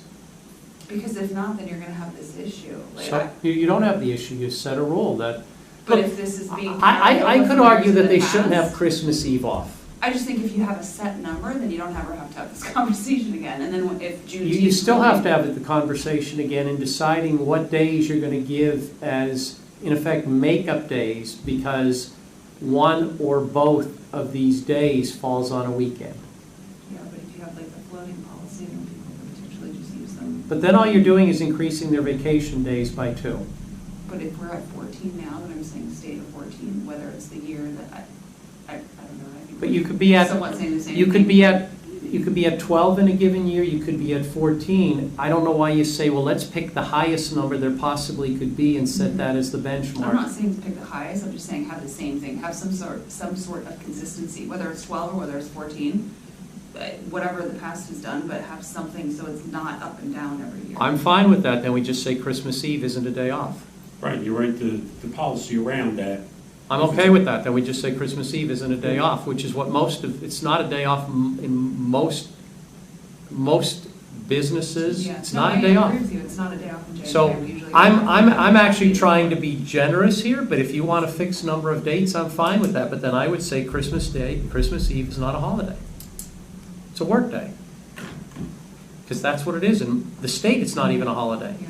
So I'm actually giving 2 days in certain years, but if you want to go your route and say, no, we're going to take them away in every year, I'm fine with that too. No, I don't know if I'm necessarily saying that. But I'm really not looking, given that municipal employees get more days off than the private sector for holidays, as a general matter, I'm not looking to enlarge that. I agree with you. So if we're not looking to enlarge it, then if you don't like what the two of us are suggesting, we just get rid of Christmas Eve and New Year's Eve. They're work days. Then we won't have to make this decision ever. I'm not necessarily, so I think, I'm not necessarily saying no more Christmas Eves, I just think it's to me, it's more about the number of days and where they fall each year. So I think if we're at 14 now, I'm not suggesting that we go to 12. I'm just saying that maybe that the 2 are made up somewhere else within it. I mean,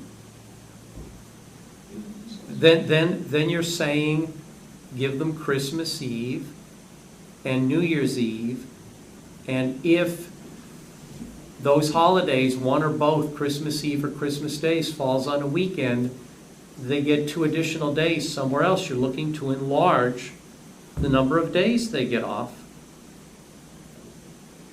yeah. Yeah, I don't think that enlarges it.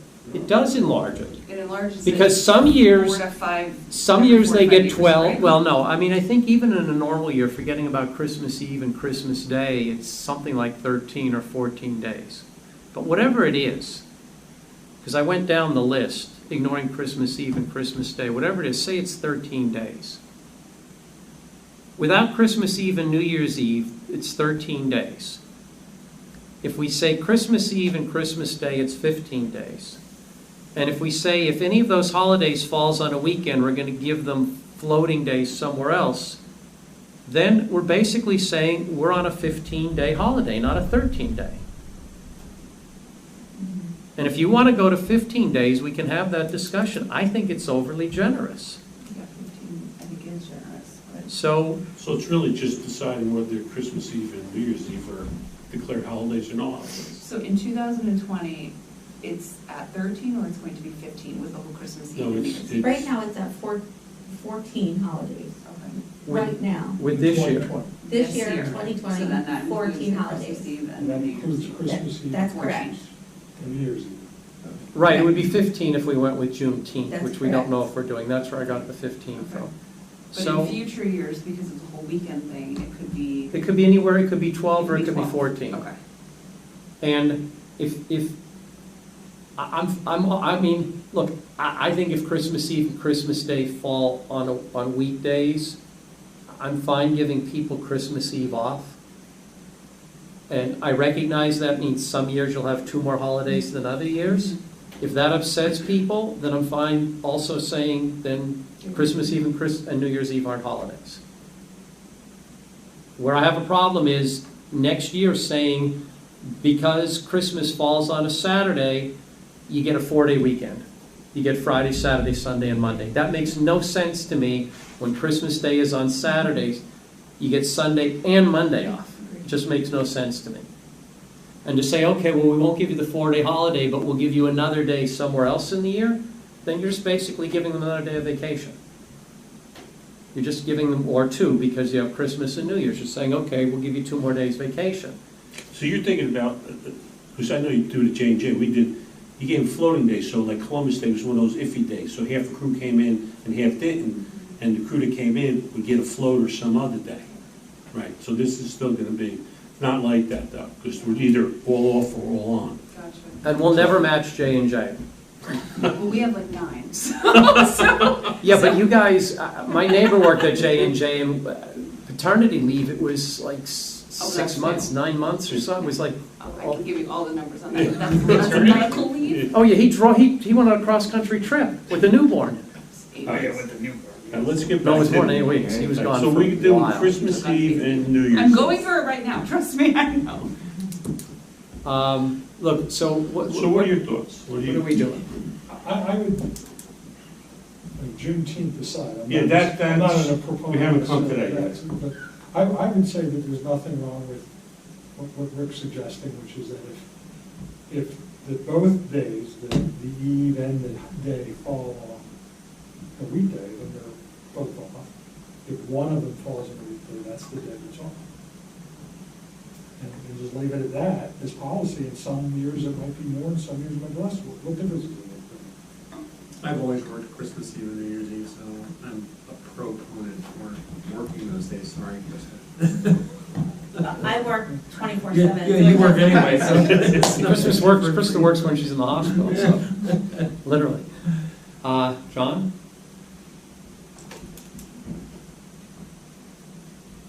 I don't think you should give Monday off if Christmas is on a Saturday.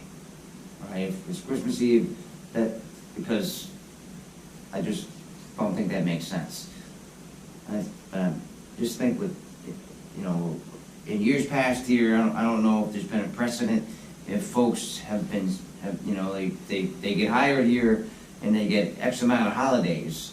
I just don't want to take any benefit away from any of the employees if they have gotten these holidays through the years. My guess is what happened is once upon a time, Christmas Eve and Christmas Day in a particular year fell on weekdays.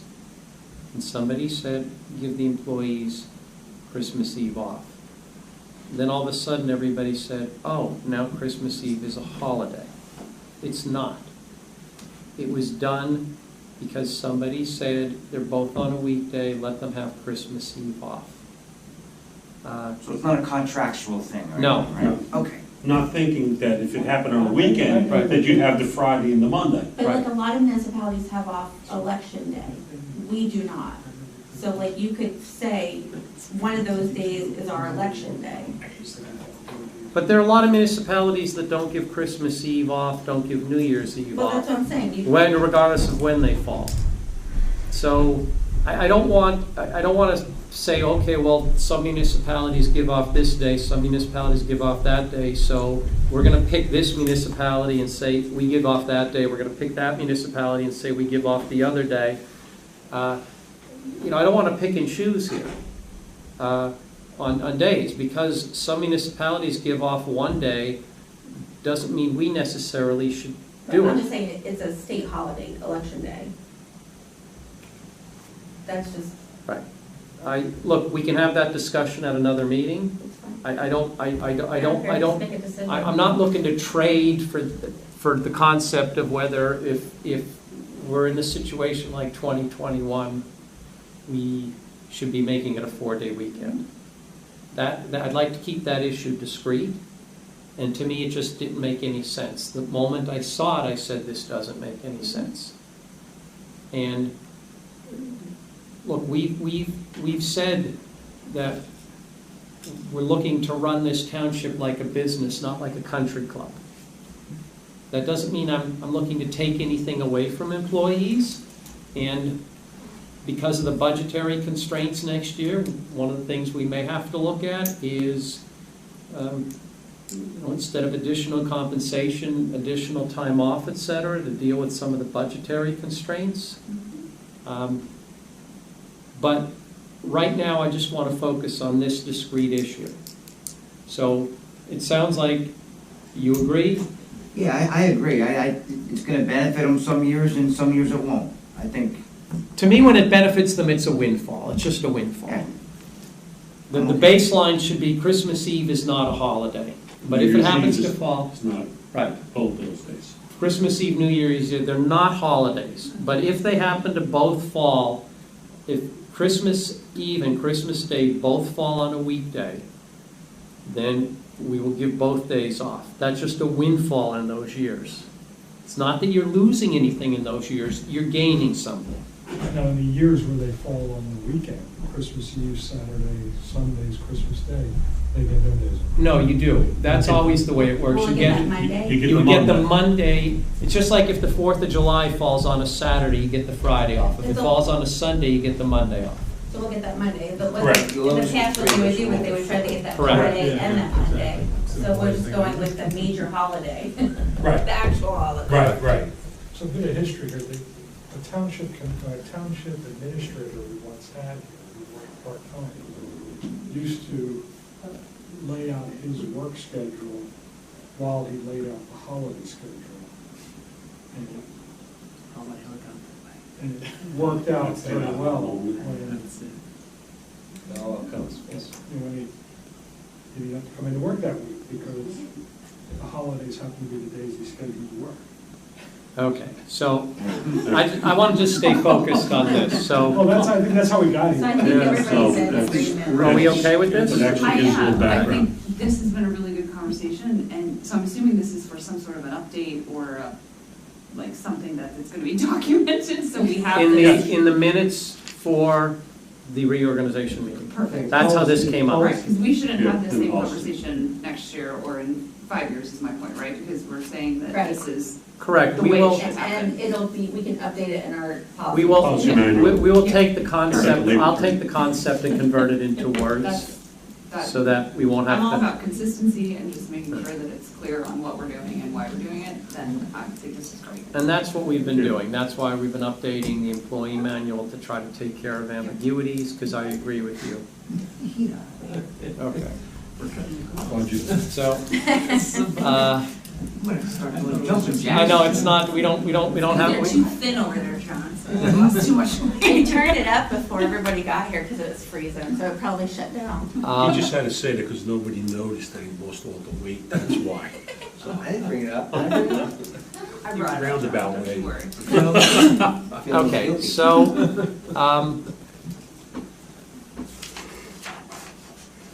we're gonna kick Juneteenth, that can down the road and see what other municipalities are doing. So we're not looking to discuss that tonight. You might want to discuss it because you'll need it for reorg. Well, the default is we're not making Juneteenth a holiday yet. We'll see what happens over the course of the next few months. So far, what I've heard back is from the municipalities, nobody's adopting it as a holiday. Other than the state. Other than the Other state. than the Right. state. Clearly put a So- number on it. I don't know what Juneteenth is. It's gotta June have a number. 18th. I just looked it up. Then why isn't it called June 18th? Tim, I'm not getting into the I'll tell you politics of it. Since you'll have time in January, now that you won't be on the township, why don't you research that? Crystal will put it on the agenda. You could come in and tell us the history of Juneteenth. Yeah, it's typical state fashion. They, All right. you know, they declare it all day and they say you do what you want. You know, so. Okay, the next thing under new business, the volunteer insurance coverage. Oh, yeah. This is the $300. This is just moving the policy to assured. So, yes. So we Okay, currently are under Philadelphia insurance for $300 for our volunteer insurance. And we kind of suggested to go all full underneath our current insurance. Yeah, and put it all together. Put it all together, it would be $500. So it's just a $200 increase. Versus 300. well, no, our insurance cost isn't going up. The policy under pays would be $500. Well, I didn't, now, hang on. If we're getting the same insurance for $300, why do I want to move it and pay $500? Mark, that's why we have it on Yeah. suggested. Mark wanted to go under the same suggested. I just thought we consolidated all. Well, what am I getting for my extra $200? Yeah, Good service. yeah, it's correct. We didn't even know we had the insurance. Who told us that we had insurance? Assured. Assured. Well, we had talked about getting insurance for our volunteers. Right, but we had it, but we didn't even know we had it. Assured Partners told us that we had it. Somebody else. Going from 300 to 500 is a big bump for, unless you're getting something more for the extra $200. And that's, they would want. Is it just a matter of efficiency, is that why? Yeah, I mean, I think so, and I think Assured Partners has been very good for us. And I mean, it could be lower, we don't know, right, if they do the Yeah, assessment. their quote was $500. Right. Tell them they're too high. I mean, does anybody know anything about Philadelphia insurance? I mean, Have we ever made a claim on it? We just submit payment to them. Krista raised with me a couple months ago the fact that she wasn't aware of us having any insurance on our volunteers. And what happens if one of our volunteers gets hurt, like at the recycling depot, you know, or the roadside cleanup, or other events that we have where we have volunteers? I was absolutely amazed that apparently we did not have volunteer insurance, but it turns out we do with this Philadelphia insurance company, that's $300 a year. So to move it to assured, I guess, is taking it from $300 to $500. That's what the proposed was. But do we know if did they tell us the coverage is the same, or are we getting better coverage? I don't Okay, I'd like to. I don't know the particulars. Given that we're already digging ourselves out of a hole in 2021, and I understand $200 isn't going to make or break us, but a few hundred here, a few hundred there, it adds up. And given that I'm a cheapskate just by nature, like this is free, okay? I don't spend money, except on chihuahuas. I'd like to table this until we get a little more detail on the $200 delta. Because to me, this is also a policy issue. The goal here is to minimize the cost on everything. So I'd like to stick to that, and let's get more information. Maybe you can negotiate with Assured. Yeah, I don't. I mean, I just wanted to put it up for discussion, saying, Yeah. nobody, Philadelphia Insurance Company. Well, it's good to know we had. Yeah, we definitely have to have volunteer insurance, because we rely so heavily on volunteers.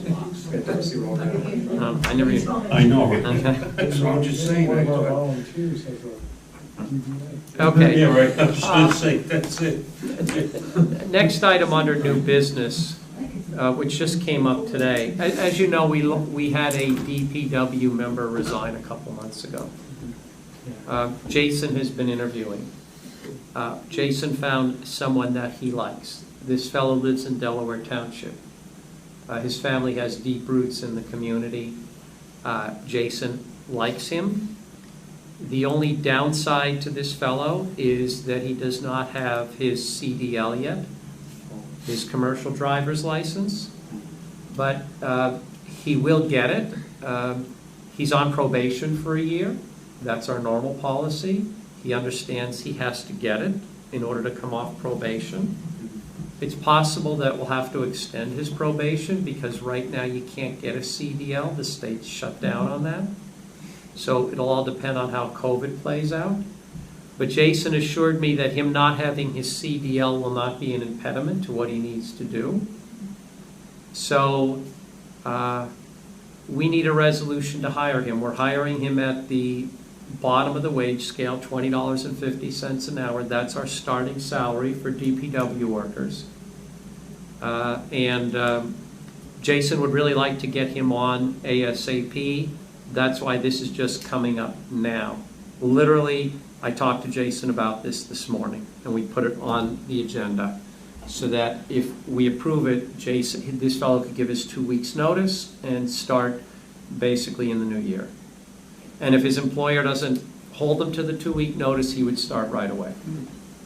So the CDL just would prohibit him from driving larger trucks? Correct. He could drive pickup trucks, he could drive lawnmowers? Yes. Yeah. It's really just It's a just plow. Yep. We've done this before. There was somebody. We only have, what, 2 of those trucks or something like that anyway? He said. Right. So We you're don't. limited Right, anyway, right. so you could drive it. Years ago, we did the same thing. We hired somebody who didn't have a CDL, and it was a contingency of their getting it done. So, could I have a motion to approve hiring Travis Diminick? So moved. I'll second. Questions, comments? All in favor? Aye. You're okay? Good. Okay. Could I have a motion to open to the public? So moved. Second? All in favor? Aye. Public? Bingo night, January 17th. Thank you, Allison. Name and address. Do a virtual bingo. Is it virtual? Virtual, right? Yes. It will be, yes, it will be virtual. We've got to iron out the details, work out what's going on, a few logistics to work out, but it's going to happen. Right. We'll make it happen. We're looking, That's it. No, well, it's not gambling. it's not No, it's gambling. not No, be very clear, it is not gambling. Strike that from the record. We actually wrote to the state to make sure that we could do this, as long as we're not charging It's not any gambling. fee to participate, which we're not. It's not gambling, and we can do it. There'll be some nominal prizes, but that's not an issue. We're not charging. So be careful with the word gambling. Municipalities cannot do gambling. Look, 17th? people are, what's very clear, particularly given the attendance they had at the fire company drive-through breakfast, people want some events. And so Allison and some of her other volunteers have been racking their brains trying to come up with events that we could do in this, safely in this COVID environment. I think the virtual bingo is a great idea. I actually went to one of the live bingos a couple of years ago and had a lot of fun. Maybe that's because I got bingo twice. But yeah, I walked out of there with 2 plants, okay, which went home and promptly died. But nonetheless, we're going to do a little better than plants this time. But I think the residents, this could be something that's a lot of fun for the residents. I'm actually looking forward to it. I think it was a great idea. So stay tuned, it'll be posted on the website. But yes, we're looking to have the virtual bingo.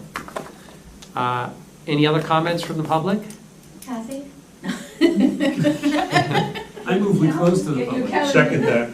All in favor? Aye. Okay. Just let's do this. The bills of the evening, I looked at them. I had one question. I asked Krista, she answered it, so I was fine with the bills of the evening. Could I have a motion to approve the bills of the evening? I'll move the bills. I'll second. Questions, comments? All in favor? Aye. Anybody opposed? Okay. Checks, by the way. I signed them all. There weren't that many, so I just signed them all. I got here early. Gave them all to him. Gave you the night off, too. This is your party gift. Insurance check, right? Before I make the motion to adjourn, tonight is Tim and Pete's last meeting. You don't mean that. No, he doesn't mean that. I mean, I've already expressed my views about Tim and Pete at a prior meeting, but they are how Kathy and I got involved here in East Amwell.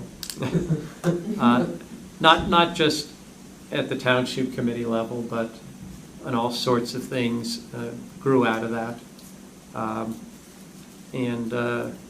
You know, both of them have been a real inspiration to myself and I think to a lot of other people.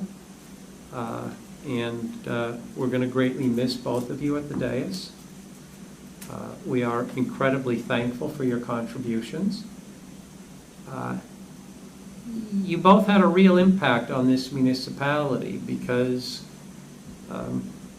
the town is now being run differently than it had been historically. We really are running the town like a business, not like a country club. Much more than you know.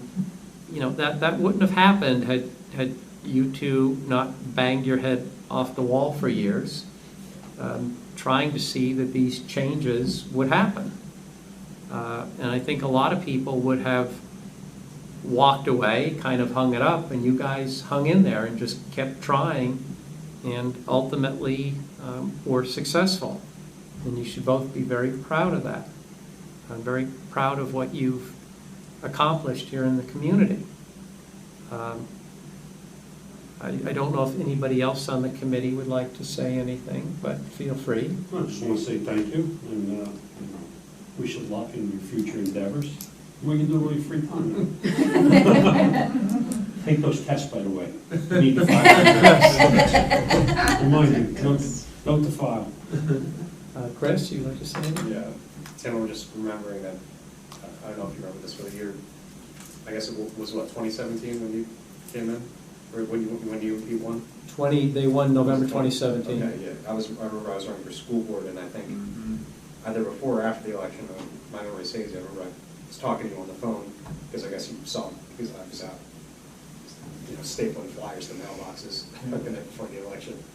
And I don't know, ever since then, I never thought that from that conversation we'd end up at this point right here. It's been what a ride, but I really do appreciate you, you know, kind of showing me the ropes more or less in a lot of different ways, and doing a lot for the town. Pete, likewise, you helped me out in my campaigns as well. And you know, I appreciate everything you guys have done. I think the residents do too. So it's gonna be a shame not having you guys up here, to be honest. But I think we got good replacements. You've got good replacements. I'm sure. If I could just indulge in just a couple of thoughts. I mean, when I got involved in this, as you know, it was very difficult because it was a non-transparent country club of a clique of people running it, and to break into that, number one, to get elected, but then once you're in, spending 3 years trying to find some way of getting value out of that. It was both a huge education for me because I didn't have anyone to tutor me. You know, no one was willing to say what the budget was or how this worked. It was really pretty much, they ignored me, I was on my own, and I had to figure it out for myself. So, you know, I spent that first term just really trying to understand how local government worked as a single individual, reaching out to county resources and other people in West Amwell as I needed to.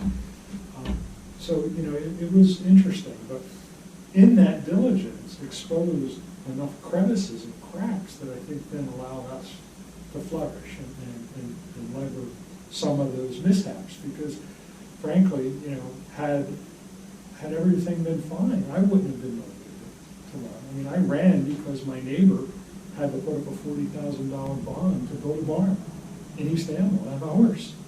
And I said, that's ridiculous.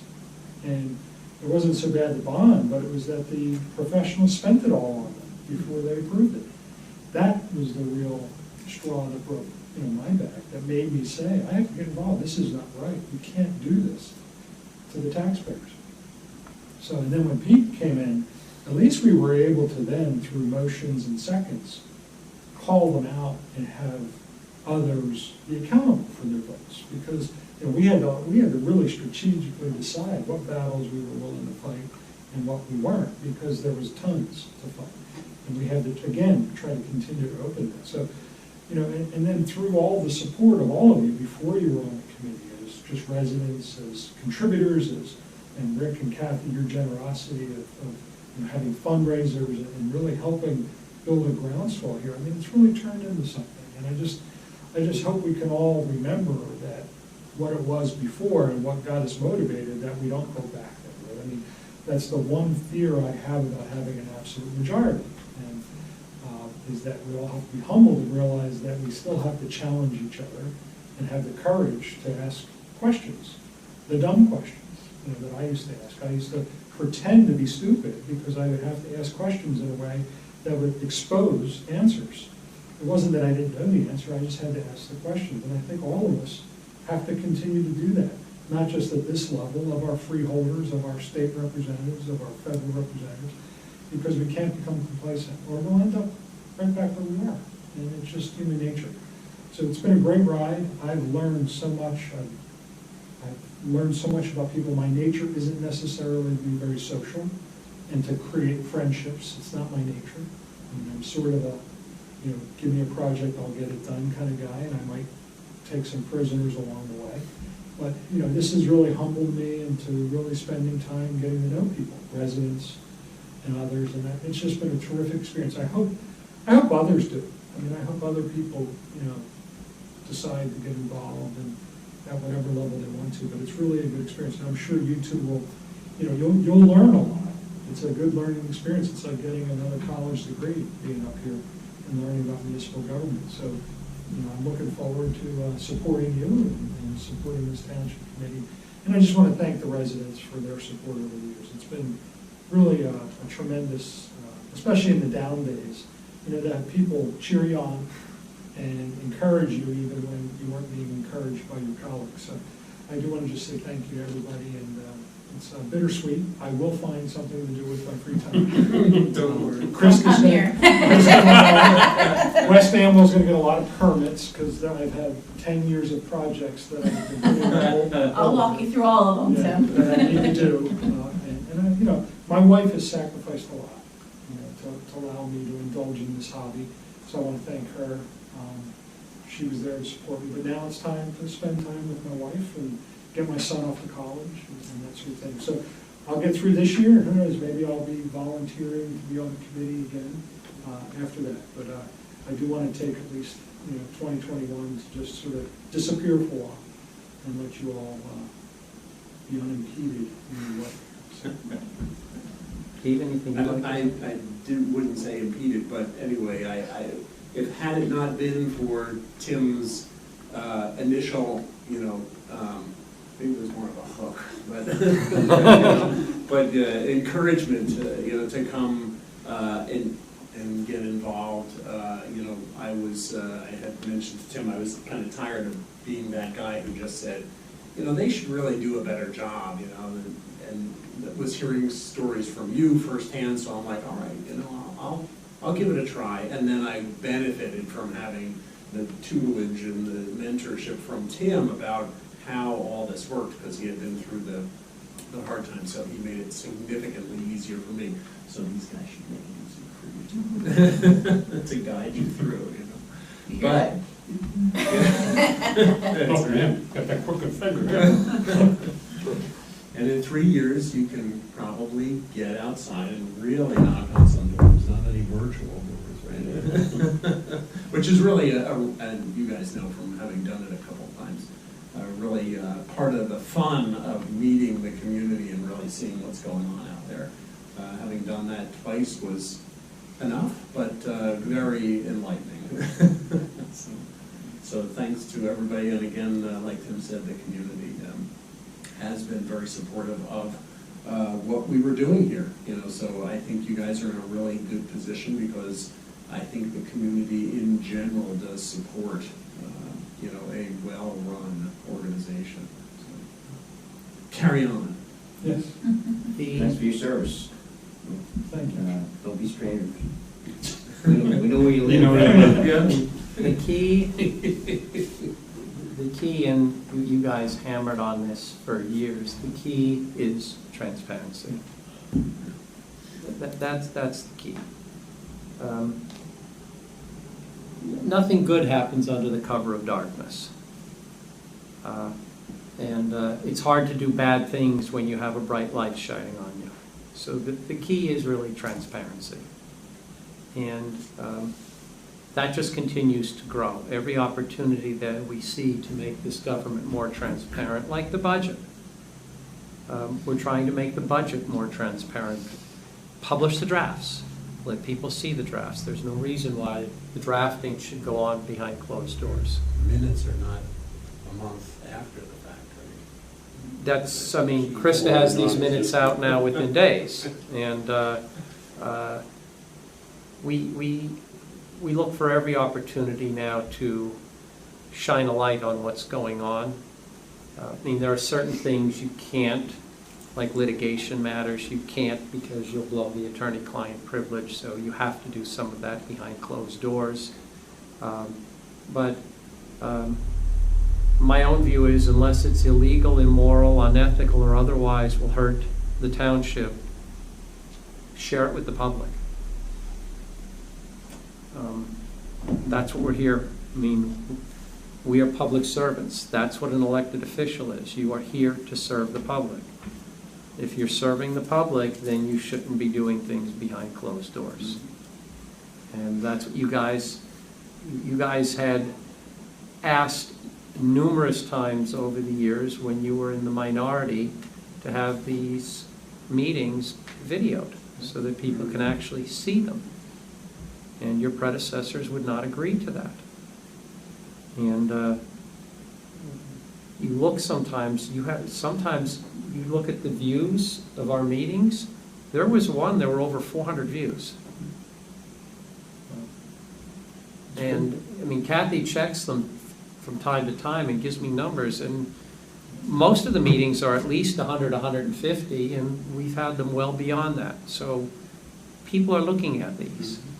I would say that and the consolidation of the planning and zoning board together are the two hallmark accomplishments, because I think they get to two things, transparency and accountability.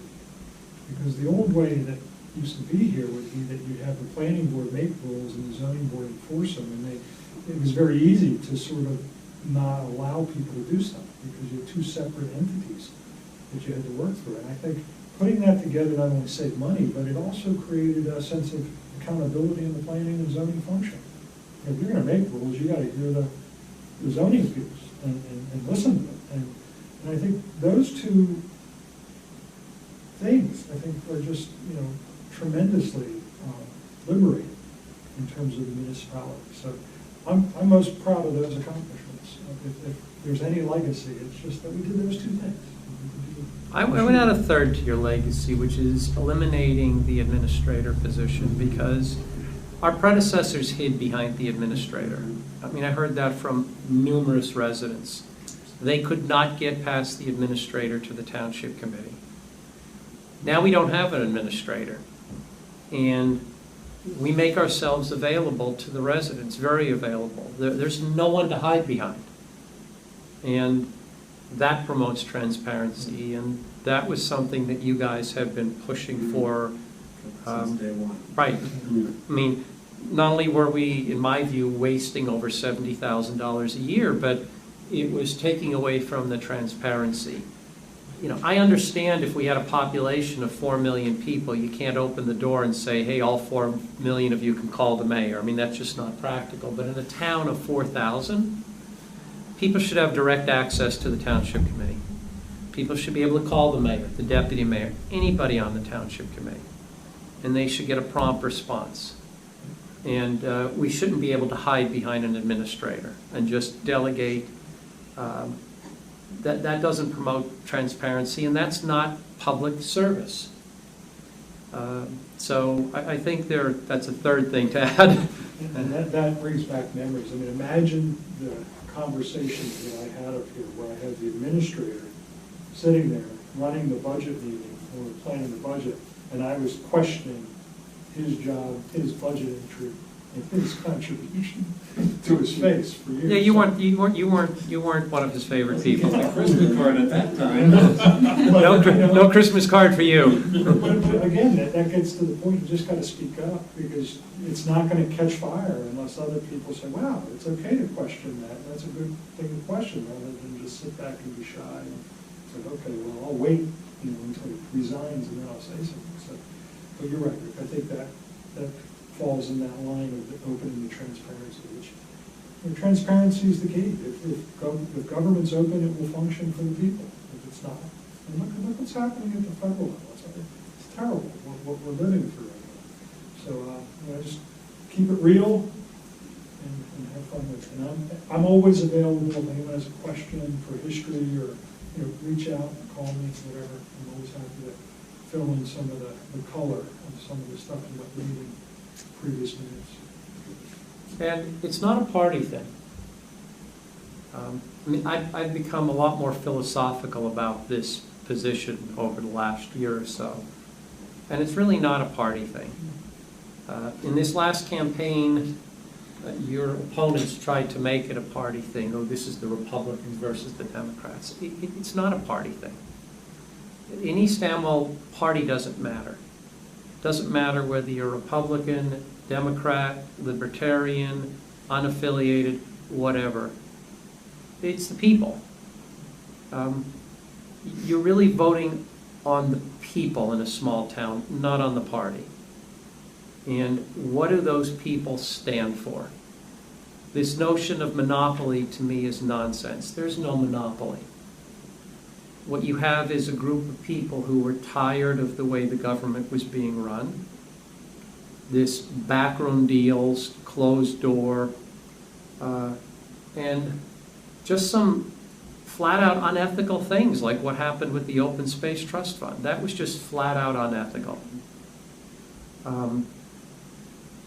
We were tired of that. And now there's a group of people who have a different view about how a government should be run. Open, transparent, you're a public servant, you should be accessible, open to new ideas. And that's what this is really all about. This isn't a party movement. This is a policy movement. This is, we want different policies. And it's been successful. And like you said, Tim, it's gathering momentum. It gets more successful. This last election demonstrates the success of this movement. This is what people want. And this is what we're going to continue to deliver. And I do look forward to working with Tara and John. It's going to be fun. And but we're going to miss you guys. And we truly are, I can speak personally, Kathy and I are truly grateful for you guys taking us under your wing and helping us get to this point. You're good people. And we're going to miss you. Well, thanks. Anybody else? Let's see, one of those barbecues. That's right. If you get the grant, although I don't eat hot dogs, but I know you'll have beer. There you go. All right, so could I have a motion to adjourn? So moved. Second. All in favor? Aye. Everybody, have a great holiday. Have a great holiday. Does anybody want this? I do. Something for you though, you got to take these things, yeah. You have to put these somewhere special. I'm gonna hang on.